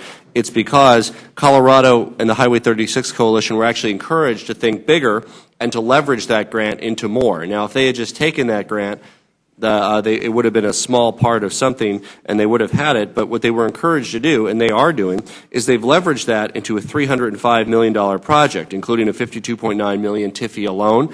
And I think that was the intention of what they were supposed to do with that $10 million grant, leveraging it with state and local funding and private funding for the most important transportation artery in my district. Now, with this one broad stroke, grants like this $10 million Tiger grant are, in fact, rescinded. And it's not just that $10 million that falls apart. The whole $305 million piece potentially falls apart, because it was based on the Tiger Challenge grant. And I was wondering, it's a shame Mr. Rogers isn't here, but perhaps you have some ideas, Mr. Dix, about how to do this in a thoughtful way and to recognizing the difference between something that's truly unobligated and something that has a reason that it hasn't been obligated yet, because, in fact, it was being leveraged in a way that was consistent with the original intent of the allocation. Well, I know that the Tiger grants were taken out. Was something that we were concerned about. The fast rail projects were taken out too. So you're going to have to ask the chairman when he returns about that. Now, there was some effort to go after money that had been previously appropriated, like under stimulus, that hadn't been obligated yet, and that was I had the problem in my own state. And I called the Secretary of Transportation and said, you better work out this agreement as fast as you can, because they'll probably take the money if you don't do it. So that happened in a number of areas. Yeah, and in fact, it sends a perverse incentive to local jurisdictions. They should spend this federal money as quick as they can, even if it's less than optimal, because they need to get it obligated so they can get it out the door. Rather than perhaps what might be a more thoughtful way to get more leverage out of that money. So I think it sets this perverse incentive in place through this precedence that very specifically they should seek to have that money obligated as quickly as possible, even if that serves to lessen the optimal outcome in the long run. With that, I'll yield back. thank you very much, Mr. Polis. Mr. Scott. Thank you, Mr. Chairman. We've heard a lot about shared sacrifice, and when we start thinking about it, I think about the necessity of shared sacrifice from generation to generation. The intergenerational impact of spending money we simply do not have should be considered. And so often we don't consider. We consider the benefits that we want for this generation. But we forget that the next generation will actually have to subsidize the benefits that we ascribe to ourselves. I think it's hard to look at all the programs that are being cut and simply say that none of them are important. Many of them are very important. Many of them may need more money. If we had an endless supply of dollars, we should look at it differently. But we don't. This year, the estimate of our deficit is $1.65 trillion. We have to stop spending money we do not have, ascribing to ourselves benefits that the next generation will have to pay for. Mr. Webster. Thank you, Mr. Chairman. I'd like to just say one thing. I heard the argument that we're slamming on the brakes. And that bothered me a little bit because, as Mr. Scott has said, we're not really slamming on the brakes. We're not. There is a generation to think about, and I think that's a good point. However, if you look at the numbers, we borrow between $4 and $5 billion every single day, every day. $5 billion half the month, and the other $4 billion. So half and half, because it's about $4.5 billion. So if you boiled it down to one thing, what are we doing with this bill? It's one step forward, and it's this. We're putting the federal credit card up for 1 day every month. That's all. 1 day. 1 day, we won't borrow $5 billion out of a whole month. The other days, we're going to either borrow $4 to $5 billion every single day in order to keep going. And just as Mr. McGovern said, this is borrowed money. And that's an important note. It's an important thing to talk about. But it's only 1 day. It's a right step, but it is not a slamming on the brakes. It is a small step forward in the right direction, and that's all. It's hard to turn the rudder of government 1 degree, and this may turn it about a degree, and that's about it. But at least it's a step in the right direction. Thank you very much for being here, Mr. Dix. And again, let me just express appreciation to you for your willingness to, as we proceed with what is nearly unprecedented. You've never seen a continuing resolution come to the House floor under a structure that we're considering, that this committee is considering reporting out right now. I remember them all as being closed rules, as I'm sure you have. We decided that apparently 20 years ago an amendment or two had been made in order, so in a structured rule. So we believe that never before in history have we had a CR that is considered under a structure quite like this. And so I just want to express my appreciation to you, Mr. Dix, for your willingness to be as cooperative as you have as we proceed with what I know will be a free-flowing and very rigorous debate on the floor. Mr. Chairman, would you yes, yield briefly? Mr. Hastings, happy to yield, of When course. is the last time that you recall that we had a modified open rule with caps? With caps? Caps on time limits. Oh, well, the definition of a modified open rule is twofold. Number one, a modified open rule has a pre-printing requirement, and second, it does have potentially an outside time. I don't know that this rule is going to have caps or whatever. I don't know. Well, but it does have pre-printing requirements, and if you do have time limits, I just would remind you that Well, we're under the 5-minute rule, aren't we? Right, we'd be under the 5-minute rule, So we just have absolutely. to And so, Get the 5-minute rule, and people can talk as long. I was been here long enough where it took us 3 weeks to do the defense authorization bill. maybe my friend from Florida is proposing that we offer a closed rule for consideration of this, or I don't care what kind of rule. Yeah, well, I mean, I just... We want an open well, rule. you know what, I think that, I'm sure that the gentleman would be supportive of an open amendment process. Of course, I'm happy to yield to my No, friend. I think what Mr. Hastings was trying to get at is whether or not that there would be a time limit on total debate. Yeah, well, at this point, if I could reclaim my time, I will say that the Rules Committee still has to work this out. We are hoping to have a modified open rule. We'll be able to have this debate when we once see the rule. We don't want to... Mr. Dix is a very busy man, and he spent a great deal of time with us. And it's Valentine's Day. And it's Valentine's Day, and you're now... And we're now engaged... We seem to be engaged in the markup already on this, but there's no reason for us to do this. Mrs. Slaughter. You don't have the rule yet. Are we going to? No, we've got another witness Okay. from whom to hear. Do you plan to go directly to the rule, or would we recess? You know, Or can you tell us? I can't tell you because I don't know quite. I know that we're in the midst of the hearing process right now, and once we complete the hearing, then we'll make a determination as to how quickly we'll proceed. So thank you very much again, Mr. Dix, for being here. Appreciate it. And now we are happy to recognize the gentleman from Iowa, Mr. King.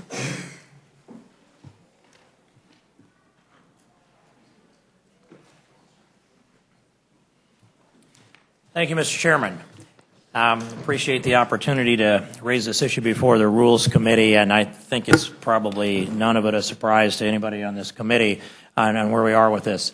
And I will just tell you that I'm asking for a waiver. I concede that if I bring language to the floor under an open rule and appropriations that has the word notwithstanding in it, it's an alarm bell that will cause a a point of order to be raised, and I will concede that that point of order is very difficult to argue that it's in order under the rule. We are at this point with this CR. This is the maximum amount of leverage that we will see in this 112th Congress. And the amendment that I'm seeking a waiver for is the amendment that shuts off the funding for the automatically appropriated Obamacare legislation. Most in this Congress were not aware that that was written into the bill. We dug into it as recently as last week, and working with the CRS, they did publish a report on Friday that totals $105.5 billion in automatic appropriations that are written into the Obamacare bill. And that is, those appropriations spanned out over 10 years. Some of it is loaded in different ways, but one just might think in terms of $10 billion a year. And because this House has voted to repeal Obamacare, and we've already voted as a majority of this House to remove all sections of the bill, of Obamacare and the associated reconciliation package, my amendment just goes in and uses the model that I pulled out from my memory of the Vietnam Warrior, actually, where there's language there that was in a CR. They did it in several ways, but one was, the primary one was a CR in 1974 that stated, notwithstanding any other provision of law, no funds appropriated or heretofore appropriated shall be used for defensive or offensive operations in Vietnam or the adjoining countries. I went back and took that model and wrote that into my amendment essentially as a standard. And the rationale is this, that first, the automatic funding. We saw the legislative maneuvering that passed Obamacare, and that was part of what came up. First we pass the bill, then we find out what's in it. Most of us on our side of the aisle campaigned to repeal and defund and deauthorize Obamacare. We've taken the first step to repeal. The next step is to defund. And the effect of my amendment would freeze in place the implementation of Obamacare. We recognize that 2 federal courts have ruled it unconstitutional in all or in part, and therefore for us to continue to fund an unconstitutional piece of legislation is a burden on us, having taken our oath of office to uphold the Constitution of the United States. I understand that there's a rules conundrum here, and gentlemen and gentlelady, I'm more sensitive to the burden that's of the Rules Committee, gentleladies. I'm more sensitive to the burden of the Rules Committee than probably any time in my now starting the 9th year here. However, I would make the case that we do take the oath to uphold the Constitution, not the rule. And I followed the process that one would ask a responsible member to do, in that I requested that my language be written into the bill. It was not. This is the next stop along the way, and it's the last stop before the floor.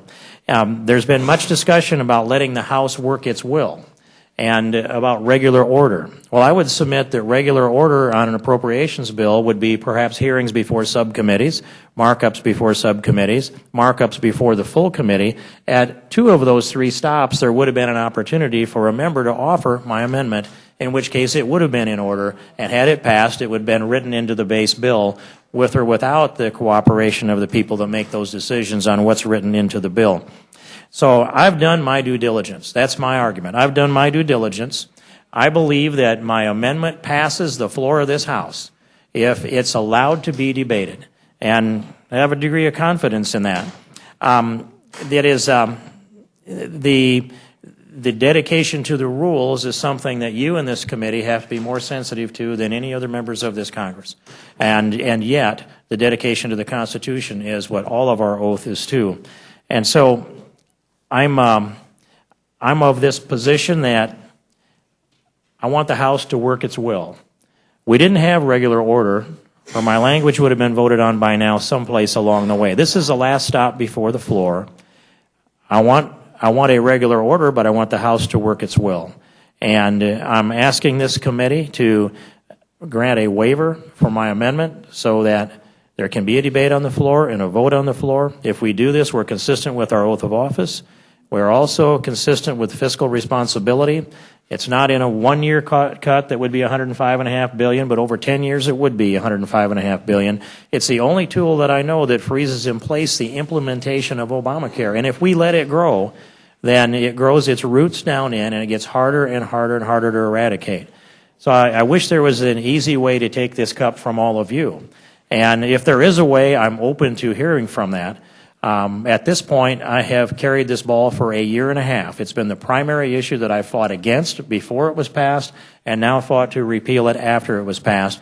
And I'm not in a moral position to make concessions that might diminish the responsibility to finally repeal Obamacare. But I am in a position, I think, to turn my ear to the people involved here in this committee and to leadership if there happens to be a solution that is better than the one that I'm offering. And I would yield back my time to the chairman. Thank you very much, Mr. King.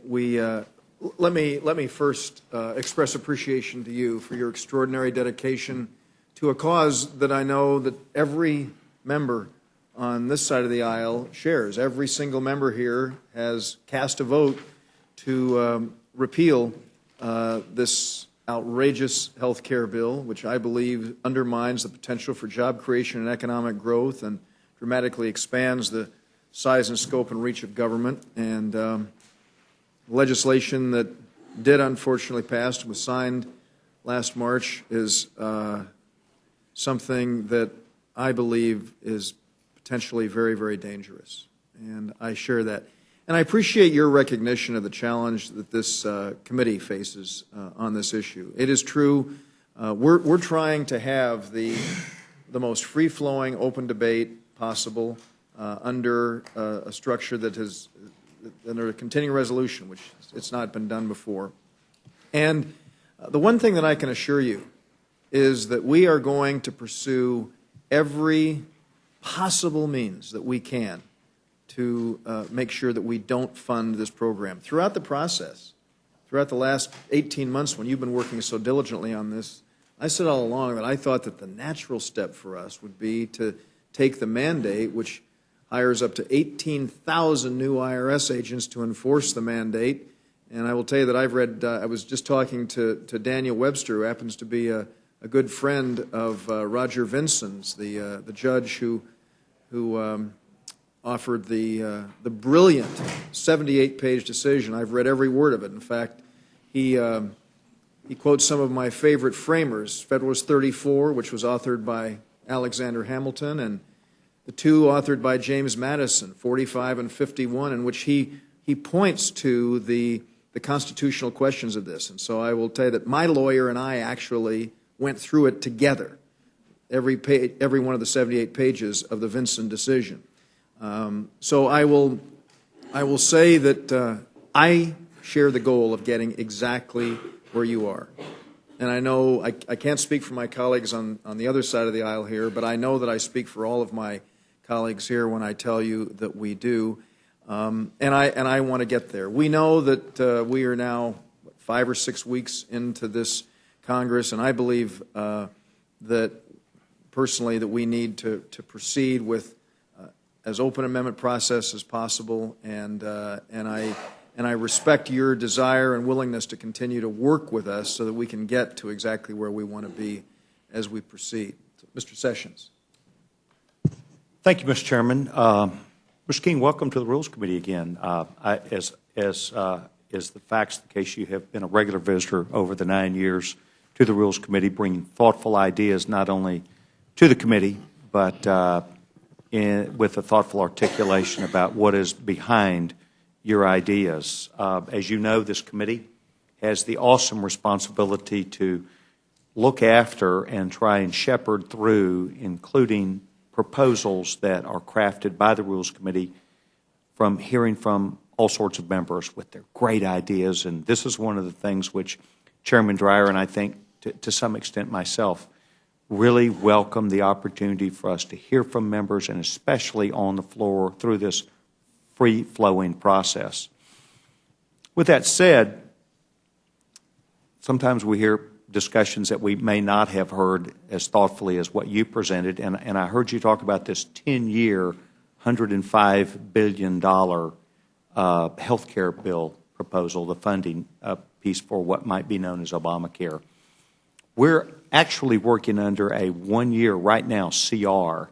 Do you know how much money you would be seeking for us? Because we certainly wouldn't include the language probably for the 10-year necessarily, but in this 1-year piece. Is that right?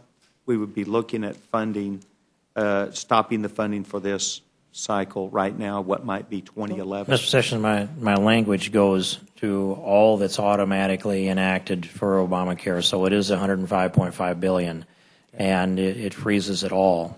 If we looked at it on an annual basis, yes. I did not break that apart for the 10 years. We've been a little under some pressure here. But I know that there's, I believe that I read that there is there's one single $5 billion component, and then if you average the balance of it, it's probably slightly more than $10 billion for this fiscal year. So about $10 billion. I mean, we could argue if we just did our mathematics and divided it up. The reason why I say this is you're not at odds at all with this committee. This committee, as the chairman has indicated, has well, you'd be our favorite son. We would welcome what you're bringing to us. We're also attempting, I think, to make sure that what we do to get it done, and the $100 billion that we, I think, have had a very active conversation across this country. I think many Americans recognize, and I saw on national TV, this is a big week in Washington, D.C., for the $100 billion. And I just want you to know I am very focused on the amendments that you're bringing, the ideas that you bring. I'm also very focused on getting the $100 billion done as best as we can, knowing that we have tried to sell this across the country, would want to put pressure on the Senate and the President with actual spending this year. And so I find your amendment intriguing, and I appreciate you doing this, and I, as always, my friend, look forward to continually working with you, and I appreciate your thoughtful ideas as you came just today. I yield back my time. May I respond? Thank you, Mr. Chairman. I just one thing that I overlooked, I have in my hand an email from a previous speaker who lived through one of these periods of time in 1995 that makes a recommendation, and I'd ask consent to deliver that to the committee members for their review. Thank you. And it's from Newt Gingrich for the record. And in summary, it simply asks the same thing that I'm asking here, as since he has perhaps as much experience with this type of an issue of anybody on the planet. That's how I raised the issue with him, as a matter of fact. And this is what he volunteered to respond back to and ask me to deliver this to the Rules Committee. So I'm appreciative of Speaker Gingrich for stepping up in support of this, along with a good number of other national groups that have been engaged. And, I continue to make my point that I believe this is good for the country, or I wouldn't be sitting here. And I'd yield back. Thank you very much. Ms. Slaughter. Yes, thank you very much, Mr. Chairman. I wanted to respond to Mr. Sessions. A couple things. I know two judges have found it unconstitutional, but 2 have found it perfectly constitutional. 10 states threw it out. So that's not quite decided yet. But Mr. Sessions had asked how much you would save with your amendment. I don't know that, but I do know that the non-partisan Congressional Budget Office said that in 10 years, this bill will cut the deficit by over $30 billion. And I certainly want to get that on the record. And if I might, to clarify into the record, too, my astute chief of staff handed me the memo for the balance of this fiscal year, FY11. My amendment would reduce our spending by $4.9 billion for the balance of the fiscal year. The rest of that would be going forward in the 9 years from that point onward. Well, I guess the question is, would you rather save $30 billion and get that off the deficit, or destroy this and take health care away from an awful lot of people? That's really, I think, probably I don't know that race had anything to do in my calculation. Nobody's ever mentioned this, but I just want to ask this just a hypothetical question, because I'm asked it a lot at home. $250 has already been paid to senior citizens who were in the donut hole. Are you expecting them to pay that back? No. Everything that I've offered with the repeal or this amendment simply stops and freezes it in place. It doesn't go back and undo anything. And that It doesn't undo anything. it doesn't undo anything. It just stops it as if you shut the valve off. Both money coming and money going. That's been the analysis, and we've gone back for some more professional opinions than mine, and they've concurred in that. You do not agree with the CBO? There are times I don't agree with the CBO, but I don't always know the assumptions that they use to come to those conclusions. And I saw a pretty fast moving tallies on this bill as it was moving towards passage. So by the time it passed, I didn't have confidence that the CBO numbers were accurate. I would like to see the difference between overall spending versus overall revenue. And I know that there are tax increases in Obamacare, and I know there's significant spending. The chairman of the Budget Committee has said that Obamacare itself spends about $2.6 trillion. A lot of saving, too.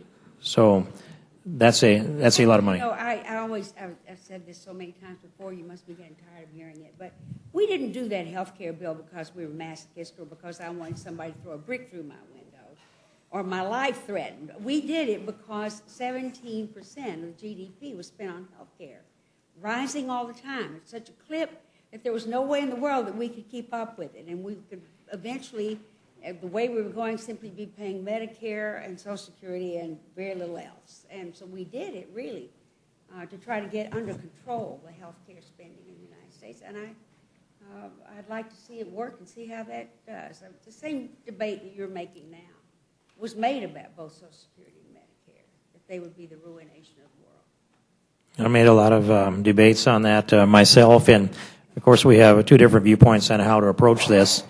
And we've heard the voice of the House at this point, and 47 Republicans in the Senate, and it's a strong position. And the public seems to be getting stronger in opposition to Obamacare over the weeks and months. And the more we are in session dealing with it, the more they seem to be lining up in the position that I'm in. And so I think we owe them an opportunity to have a vote so that they can verify where we are on shutting off the funding. I've made the argument for 10 months on the tactic to eliminate Obamacare is first pass the repeal and then begin to shut off the funding in every appropriations bill. And I've got writings on that that go back to the middle of last summer at least. Well, this is the first one, this is the biggest one, this is the most leverage, and it's one that cries out the most to be addressed by this Congress to be consistent with what we've done with H.R. 2. It's ironic to me that this is H.R. 1. And, I asked that the repeal of Obamacare be H.R. 1, and I wasn't disappointed when H.R. 2 was the repeal. But it's ironic that our opportunity to shut off all funding to Obamacare would be on H.R. 1. And if we miss that opportunity, somehow the perfect symmetry of H.R. 1 and 2 just won't be fulfilled. And kind of like a love lost, I would say, something missed that can never be recaptured again. Thank you. Thank you, Ms. Slater. Ms. Fox. Thank you, Mr. Chairman, and thank you, Mr. King, for coming. I want to echo the comments that have been made by the chairman and Mr. Sessions in terms of our feeling like we're with you on this, obviously, since every single one of us voted to repeal Obamacare. But you've just pointed out something that I think needs to be mentioned. We voted to repeal well, I think probably the reason this is H.R. 1 because we knew we were going to be facing the continuing resolution. We knew that we were going to have to continue the funding for the federal government. And Obamacare was number 2. I think that was appropriate that we voted on it immediately. I don't have any problem with that at all. But we know what happened to the bill when it went over to the Senate. At first, Mr. Reed said there would be no vote on it. It was sort of over my dead body. And then there was this dust up over in Egypt. And all of a sudden, Mr. Reed had a good cover when people were paying attention to other things, and he suddenly brought it up for a vote, and of course, the vote failed. Now, we have been accused over and over again of wanting to shut down the federal government, and we've said over and over again that's not our intentions. We want to go forward with the continuing resolution. We're sorry that our colleagues on the other side of the aisle could not get their appropriations passed last year. But what do you think would happen if your amendment is put on the continuing resolution when it gets to the Senate? Well, it fits into the same category as what might happen with the $100 billion in cuts. It comes down to where are the votes and where is the leverage. And I have made the point that there's not a dime that can be spent by the federal government unless the House at least concurs. And so that's something that can't be seen at this point. If we had not sent the repeal of Obamacare over to the Senate, we would be accused of not taking up an issue that we believed in. And if we don't cut off the funding to the implementation of Obamacare, the same accusations that we expected then would come on this. But we are cutting off the funding to the implementation of Obamacare in this bill. We're cutting off the funding as it is available to us to cut off in the continuing resolution. So all of the funding that we can identify that fits within this category is being cut off in the continuing resolution. And do you know what that total is? No, I haven't added it up, but it's, I don't know, 300, 500, almost $2 billion. Yeah. But while that's going on, there's $4.9 billion in this fiscal year that's automatically appropriated. And then the balance of roughly another $100 billion that gets automatically appropriated to implement Obamacare. That unless we find a vehicle to shut it off, Obamacare will be implemented, and it could happen on our watch while we're cutting a couple of billion. But we have lots of vehicles to shut it off that are coming up. We have the budget process coming up, and we have the appropriations process coming up. And so we have, your assertion is that this is the only chance that we have. The best and I don't chance. believe that is not the case, because we're going to have lots of opportunities to cut off the funding for Obamacare. Again, I expect us to pass appropriations bills, and I believe through the appropriations process, we can cut the funding off in future years. That is an option available to us. Well, I would submit that the budget process won't be a vehicle, but the amendments, the appropriations will be, but each one of them will be significantly less in the leverage. And so if our leverage diminishes, then our opportunity to succeed in negotiations with the Senate and the President also diminishes proportionally. That's why I think this is the vehicle. But if we send it over on the continuing resolution and the Senate rejects it, then there is no leverage. So your argument is that there's leverage because it's on the continuing resolution. The Senate doesn't have to accept the continuing resolution, as you just said. I would submit if the House is not willing to insist, the President will get what he wants eventually. Well, the House has insisted, and we're going to continue to insist that this not be funded. Every single one of us has taken as strong a position as you have taken.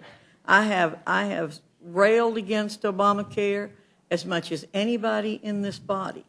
I have spoken against it over and over and over again. I write letters against it over and over and over again, editorials against it. I mean, I have no positive thing to say about it. But as you know, you are asking us to change the rules here in the Rules Committee. And what that does then is open us up to the same accusations that were made of our colleagues across the aisle over the last 4 years in terms of their not being fair to us. And I think that is putting us in a very tough position. Mrs. Fox, I never thought I would be sitting here hearing that asking for a modified open rule in order to shut off the funding to Obamacare was the implication that I should have somehow given a deference and not made the ask. This is too important not to ask. It's too important not to come before this committee and make this case. I would have liked to have had it written into the bill. I would have liked to have had the amendment go before the Appropriations Subcommittee or full committee. I'd like to have had a regular order. We didn't. Now we're to an open rule that says we can't have the vote and we can't have the debate unless there is a waiver provided by this committee. It's the only place I have to make this argument. And as I see it, there may be a disagreement tactically. You may believe and that the smaller appropriation bills offer a better opportunity to shut off this $105 billion. I believe that the more money that's at stake, the more leverage you need to succeed. But and so that's where our disagreement Mr. is. King, don't you have another opportunity to do this? you can offer the amendment on the floor. Any member can offer any amendment on the floor, and you know that. And so we're not shutting you out from offering your amendment on the floor. I announced as I sat down here that there will be a point of order raised, and the point of order is likely to be sustained. And I have reservations about challenging the ruling of the chair if I think they have a parliamentary point. It's hard for me to make that argument when I've come before this committee to say my amendment will not be in order. I understand it will not be in order. I knew that from the middle part of last summer. I marched down through all of the things that you can ask a member to do. And my franchise is as precious as anyone in this Congress is, and we have the same passion to oppose this issue. But I have tried every other alternative, and if this alternative does not succeed, the next thing that I'm facing is offer the amendment on the floor, listen to somebody raise a point of order, and I can reserve my right to object and make my argument. But to actually challenge the ruling of the chair when I've told this committee I don't believe my amendment is in order, that's why I came here to ask for the waiver, it'd be inconsistent. I think it'd be morally and fundamentally inconsistent for me to do that. But it is consistent constitutionally for this Rules Committee to evaluate an unconstitutional bill and realize that it's very unlikely that even under the astute leadership of the chairman that we'll go through the 112th Congress without a modified open rule. I expect that will happen. And when that happens, I hope that if I'm not successful here tonight, we're not looking back thinking, well, if we were going to write a modified open rule, why didn't we do it to unfund Obamacare? Well, I really would like to see you offer your amendment on the floor. I know that you can offer your amendment on the floor to defund Obamacare, and I think that that would be the fairest way to do it. Again, I join with my colleagues. I'm sure every single one of us is going to say basically the same thing to you. We agree with you that this program should be defunded. It is, in my opinion, an abomination to this country that this bill was passed. And I find it really curious that my colleagues on the other side have talked about how this process is going so fast. They want to slow down everything that cuts funding, but they're always in a hurry when it comes to spending. The stimulus bill was pushed through. Obamacare was pushed through. Anytime they want to spend money, they're in a big hurry to do it. When we want to slow down the spending of money or cut funding, all of a sudden we're in too big of a hurry to do it, and we should be slowing down. But I appreciate your efforts. I've appreciated your efforts for the last year and a half. As I said, you've been joined many, many times by all of us here, except the new people who are here, saying basically the same thing. And I appreciate your efforts. Thank you. Ms. Fox. I just want to say this has been one of the most fascinating discussions that I've witnessed in the Rules Committee for a long time. I think you're being told in a very polite way, no. But as you know, the Rules Committee can do whatever it wants to do. It can grant the waivers, and if they want to make it in order, they can. But I just want to point out for the record, even though I strongly disagree with what you're trying to do, there are 8 of them and only 4 of us, so I can't help you, even if I wanted to. Thank you. Well, thank you, Mr. McGovern, and I appreciate joining together for the State of the Union address. That was good for our. That was a great time. We were seatmates. Yeah. Jim was my date that night.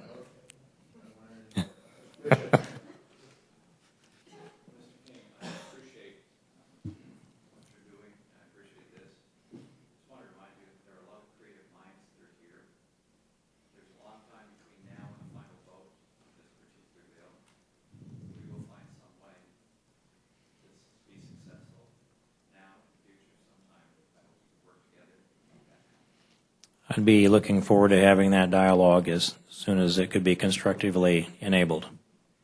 Thank you.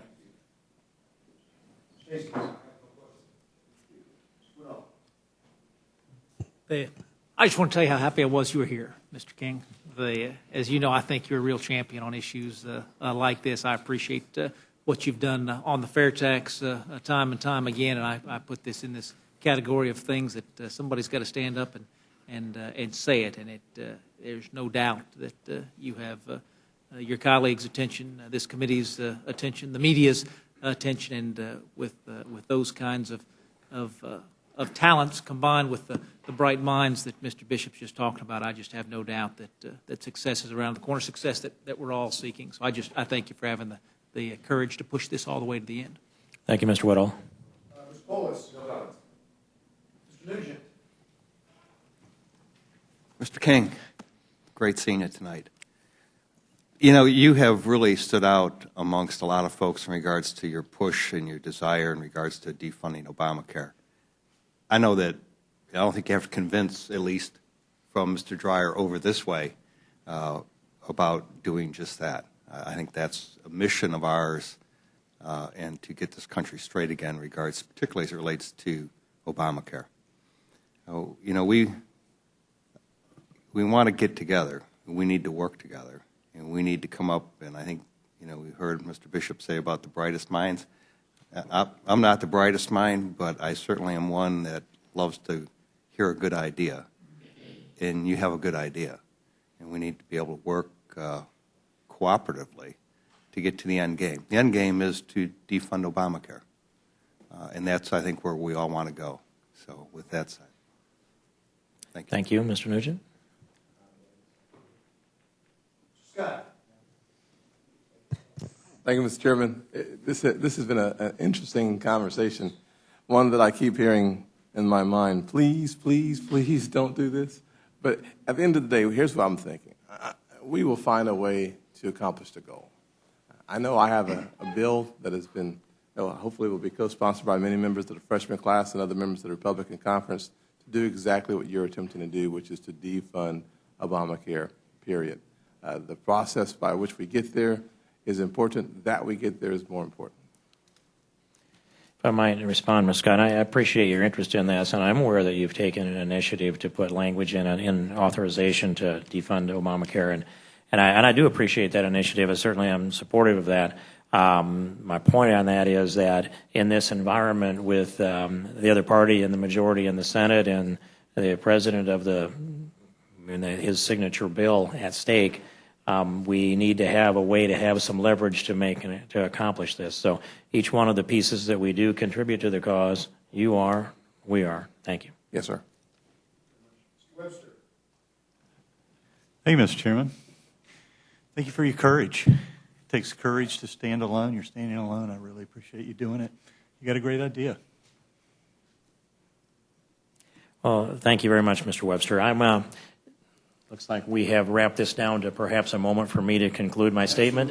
And I could maybe reach back to some cassette in my mind and turn this thing up to the maximum amount of marketing. But I think instead I would say this, that I have had the ear of this committee on both sides.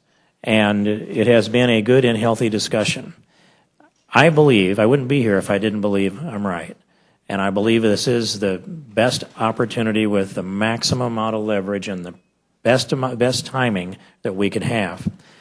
I think that of those who don't believe that, they should come up with a proposal that has a better prospect of success.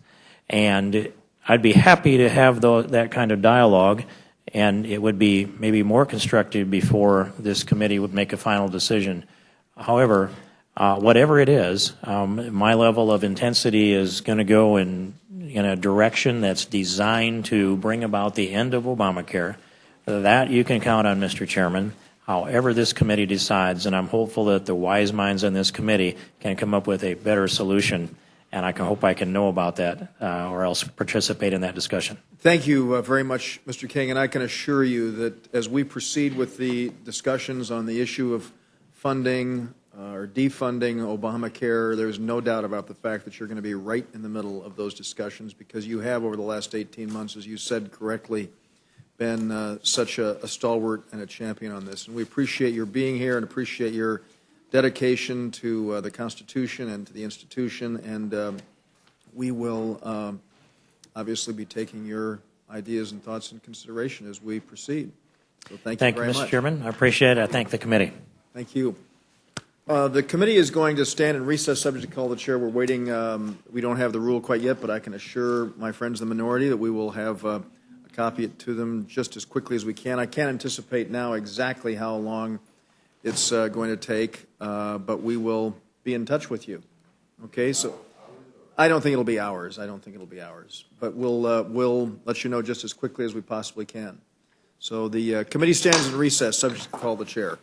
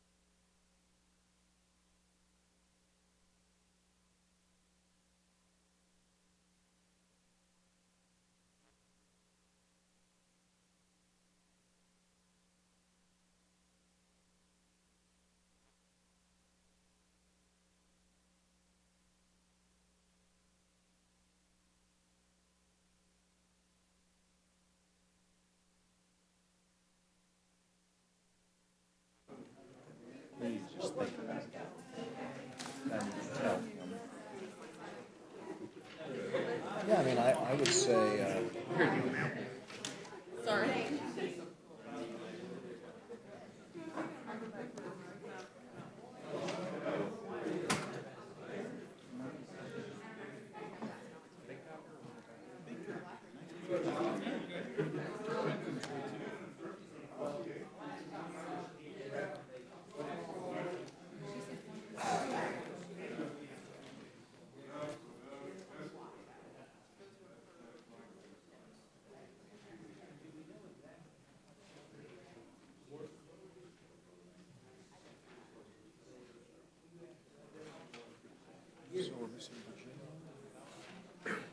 I think that's it. She's here.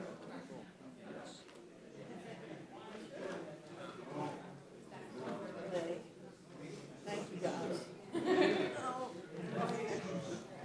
Hey, Louise? All ready to go?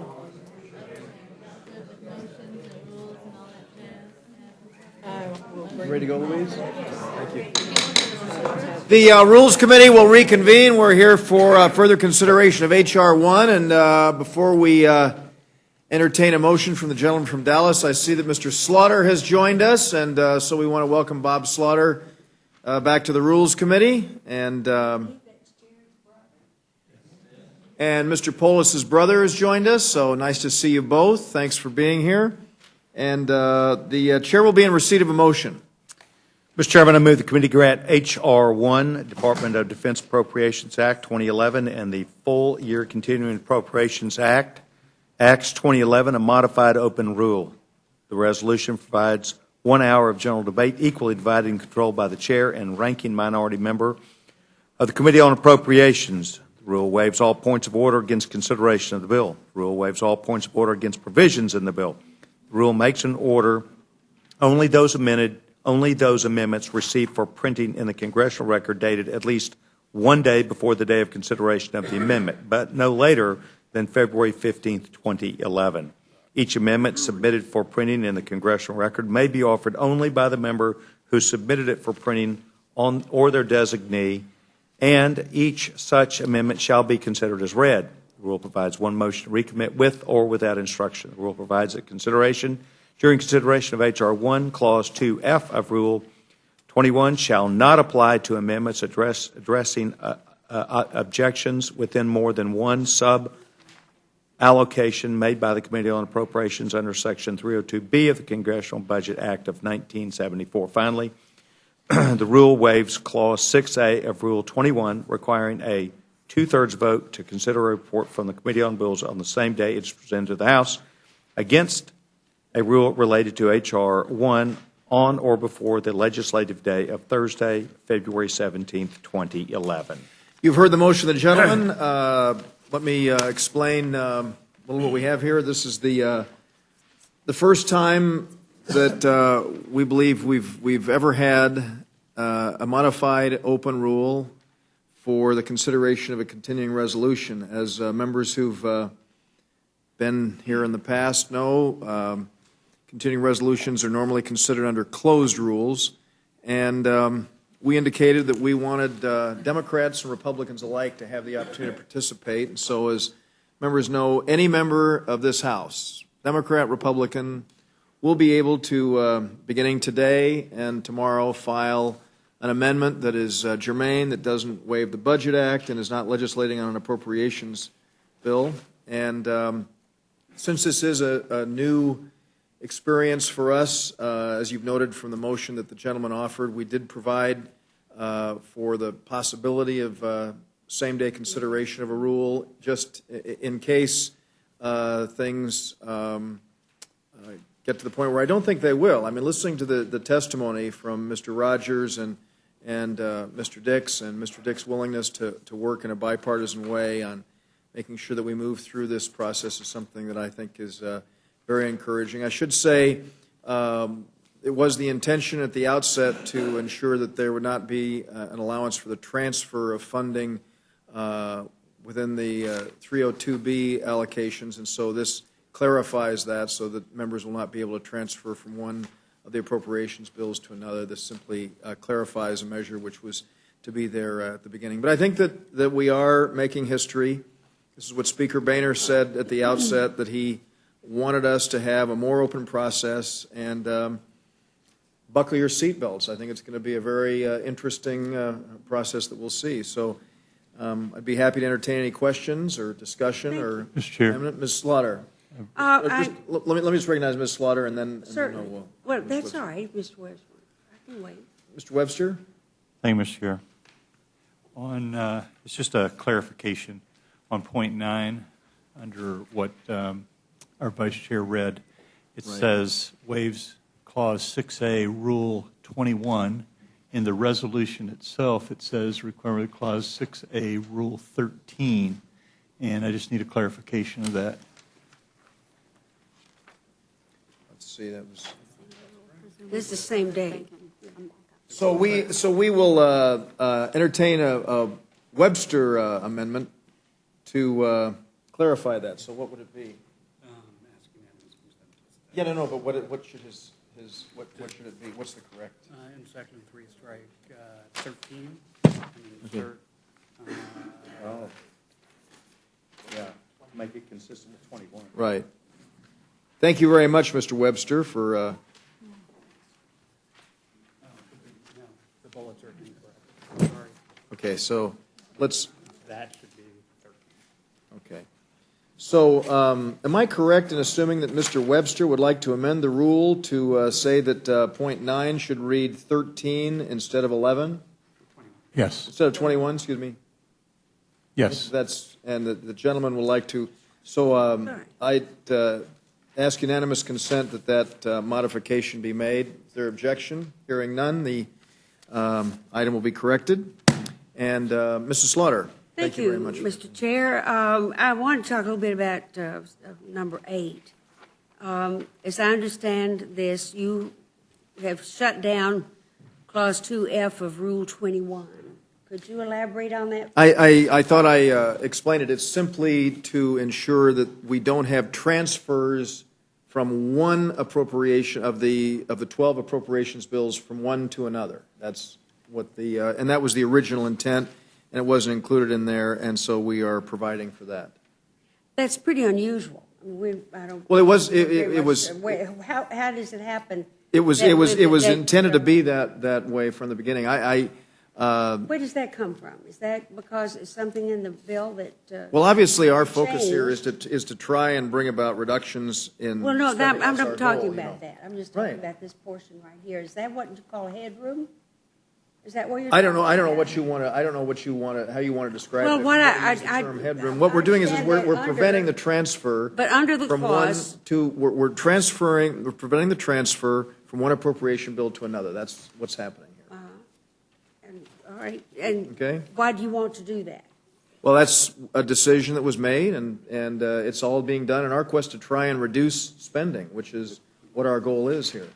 So if you have an amendment that you'd like to I don't think offer? allocating money from one piece to another would reduce spending. I must tell you, I find that a very strange explanation. Mr. McGovern, certainly. I yield to Mr. McGovern. I guess the question is, wouldn't under regular order you be able to make those make such amendments in order? I guess what we're trying to say is, no, if you would have cut something in defense, for example, and put it in another account, and it was a deficit neutral. It was deficit neutral. Why would you not allow that? I'll explain it if a gentleman. Yeah, and it isn't a part of regular order. Yeah, no, it is not. In fact, under regular order, an appropriation bill would come to the floor with its 302B allocation, right, and the changes would be made within the 302B allocation that is there. It does limit our ability, I believe, to find offsets in the bill. Is that correct? But the way this bill is written, regular order would allow. The way this bill is written, regular order would allow there to be a transfer. So what you're doing because of headroom. Right.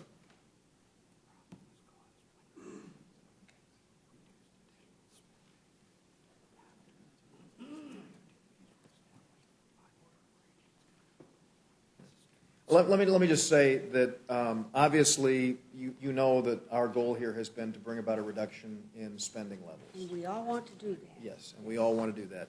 And this provision was put into place in our quest to bring about a reduction in the level of spending, and that is what got us to the position that we are today with this. Would the gentleman yield? Of course. I guess what I'm trying to figure out is we're all committed to reducing spending, but if you were to transfer from one account to another in a deficit-neutral way, I mean, you don't add to the overall spending. I mean, I don't. Nor do you reduce it. Well, what we're doing is we're basically recognizing the 302B numbers that have been established by the Appropriations Committee as we proceed here. Are there any amendments to the rule? Will the gentleman yield on that point? Sure, of course. I had made the suggestion earlier, and I think that the chairman wasn't here, but I made it to Mr. Dix and others. I thought that under, when we look at future things, and I understand what you're doing here in terms of actually only looking at suggestions that save money, allow a certain fraction to be transferred between accounts I understand that's not the case here, but maybe say allow half of money that's identified for savings one place to be assigned somewhere else. I think that'll encourage members to get more creative about finding savings if they know they can reallocate some portion of that to a preferred part of the budget. I think that the gentleman knows one of the changes that we made at the beginning of this Congress was the establishment of spending reduction accounts, and it's our goal to ensure that we don't see this constant transfer of funds and not knowing where it's going to go, that we're going to actually have a vehicle into which members, when they bring about amendments that reduce spending, can actually have those resources go for that purpose. I'm happy to further yield. Yeah, and my suggestion simply would create a dynamic that would tap the members' desire to transfer funds, create a downward spiral of spending. I understand I understand the gentleman's recommendation. I think it's a very interesting one that's worthy of consideration. So are there any amendments? Ms. Yes, Slaughter. I do have one. Thank you, Mr. Chair. Following on Mr. Rogers' suggestion when he first began his testimony, I move that the committee report out an open rule for consideration of H.R. 1 so that members are able to have a truly open, a free-flowing debate on the bill without restrictions imposed by the rule in front of us. Well, as you've heard the gentlewoman's motion, let me just say again, every time that a continuing resolution has been before us, with the exception of 20 years ago when a few amendments were made in order, they've been considered under closed rules. We've moved to a modified open rule. As you see, we don't have an outside time limit, which I know was a concern that you raised earlier. It's our hope that Messrs. Rogers and Dix will be able to work out that issue that you raised as an earlier concern. And so the chance to have every single member, Democrat, Republican alike, offer amendments on the House floor is unprecedented, and we believe that a modified open rule will provide that, and so I'd urge a no vote on the Slaughter amendment. Could I have a roll call vote, please? Well, why don't we have a voice vote first, All right. okay? Those in But favor I of the just want Slaughter. to get that in. Oh, yeah, well, don't worry. I mean, anytime you want a roll call vote after we've Right. had a voice vote, you may win this on voice vote. You I never know. bet. Oh, yeah, sure. No, you might. Those in favor of the Slaughter amendment will say Allison aye. Wonderful Aye. over Opposed, again. no. No. Pay the chair the Roll noes have it. call, Clerk, call the please. roll. Mr. Sessions? No. Ms. Fox? No. Mr. Bishop? No. Mr. Woodall? No. Mr. Nugent? No. Mr. Scott? No. Mr. Webster? No. Ms. Slaughter? Yes. Mr. McGovern? Yes. Mr. Hastings? Yes. Mr. Pohl? Yes. Mr. Chairman? No. And the clerk will report the total, 4 yea, 8 nay. and the motion is not agreed to. Are there further amendments? Mr. McGovern. Mr. Chairman, I move that the committee make an order and provide any necessary waivers for amendment number 2, offered by the gentlewoman from New York, Ms. McCarthy, which would express congressional intent for the continuation of funding for the implementation of the NICS Improvement Act of 2007 through the remainder of fiscal year 2011. You've heard the motion of the gentleman. Any further discussion? If not, the vote occurs on the McGovern amendment. Those in favor will say aye. Those opposed, Aye. no. Pay the Aye. chair the noes have it. The noes I have ask it. The for motion roll is not call. agreed to. Clerk, call the roll. Mr. Sessions? No. Ms. Fox? No. Mr. Bishop? No. Mr. Woodall? No. Mr. Nugent? No. Mr. Scott? No. Mr. Webster? No. Ms. Slaughter? Aye. Mr. McGovern? Aye. Mr. Hastings? Aye. Mr. Pohl? Aye. Mr. Chairman? No. And the clerk will report the total, 4 yea, 8 nay. and the motion is not agreed to. Are there further amendments? Mr. McGovern. Thank you, Mr. Chairman. I move that the committee make an order and provide any necessary waivers for amendment number 1, offered by me, which would require the costs of the war in Afghanistan to be fully paid for. And I'd just like to be recognized on this for 1 second. I brought this up over and over and over again, as you know. When we were in control, and now that you're in control of the Congress. I want to remind my colleagues, we're talking a lot about deficit reduction, and one of the reasons why I feel so strongly against the bill that Mr. Rogers has brought before us is because I think there is an inordinate amount of pain inflicted on middle-income families and on low-income individuals in terms of where the cuts are. And in FY 2010, we spent $450 billion in Afghanistan. All of it borrowed money. All of it added to the deficit. And I'm a critic of the war. I think we should get out of Afghanistan, but I still think we should pay for it. And I think if you're for the war, you ought to pay for it. As I said before, the only people that are sacrificing are the men and women in our armed forces and their families. The rest of us have been asked to do nothing. And we've figured out that in this bill that we're about to bring up, I estimate about $90 billion in borrowed money for Afghanistan. And so I want to make sure it is paid for, that it is fully offset, because this is not a deficit-neutral bill. Therefore, I don't want one more dime of military operations in Afghanistan to be borrowed money. Offset it, pay for it, or get our troops out now, which I would prefer. But no matter what, I don't want my kids or my grandkids to have to pay for this. And I'm going to, I don't expect to have this made in order because I know that the leadership doesn't want it made in order. But I have to tell you, this is a big chunk of our deficit, borrowed money. In the past, we've actually paid for wars. Now we're getting used to going to war and not paying for them, and I think this is an opportunity to be able to change that trend and do something that I think is fiscally responsible. The gentleman, Gentleman. just for a moment, Iraq and Afghanistan are examples, as you so rightly point out, of us spending without paying for those wars. In addition, during that period of time, it is the only time in the history of this country that we were at war, that we reduced taxes rather than raised them. And that is an actual fact. And for all of the $1 trillion talk, if you look at Iraq and if you look at Afghanistan, you will come to about $1 trillion, not just to mention the extraordinariness of the loss of life unnecessarily and limb and the residual from that. And I appreciate your amendment and will support it fully. Thank you. This is an amendment I hope that both liberals and conservatives can come together on. I thank the chairman. Any further discussion? If not, the vote occurs on the government amendment. Those in favor will say aye. Those Aye. opposed, no. May the chair the noes have it. I ask for a roll call. Clerk, call the roll. Mr. Sessions? No. Ms. Fox? No. Mr. Bishop? No. Mr. Woodall? No. Mr. Nugent? No. Mr. Scott? Mr. Webster? No. Ms. Slaughter? Aye. Mr. McGovern? Aye. Mr. Hastings? Aye. Mr. Polis? Aye. Mr. Chairman? No. And the clerk report the total. 4 yea, 8 nay. And the motion is not agreed to. Are there further amendments? Mr. Hastings. Thank you very much, Mr. Chairman. I move that the committee make an order and provide any necessary waivers for amendment number 5 offered by the gentleman from New Jersey, Mr. Andrews, which would eliminate the tax loopholes for oil companies and put this funding towards homeless veteran assistance programs. The remaining funding would be used for deficit reduction, and I would appreciate being heard on this, Mr. Chairman. You've heard the motion of the gentleman. Is there any discussion? Mr. Chairman, Hastings. I asked to be heard on the amendment. What? And I just recognized you. Yeah, I thought you were going to a vote. I apologize. No, I said you've heard the motion of the gentleman. Is Okay. there any discussion? And then I recognize Mr. Hastings. Thank you very kind. Mr. Chairman, the colloquy that existed between Ranking Member Dix and Chairman Rogers when they were here had to do with the fact that there is a cut that will affect veterans who are homeless. Mr. Dix pointed out that there were 30,000 estimated veterans in the United States of America that are without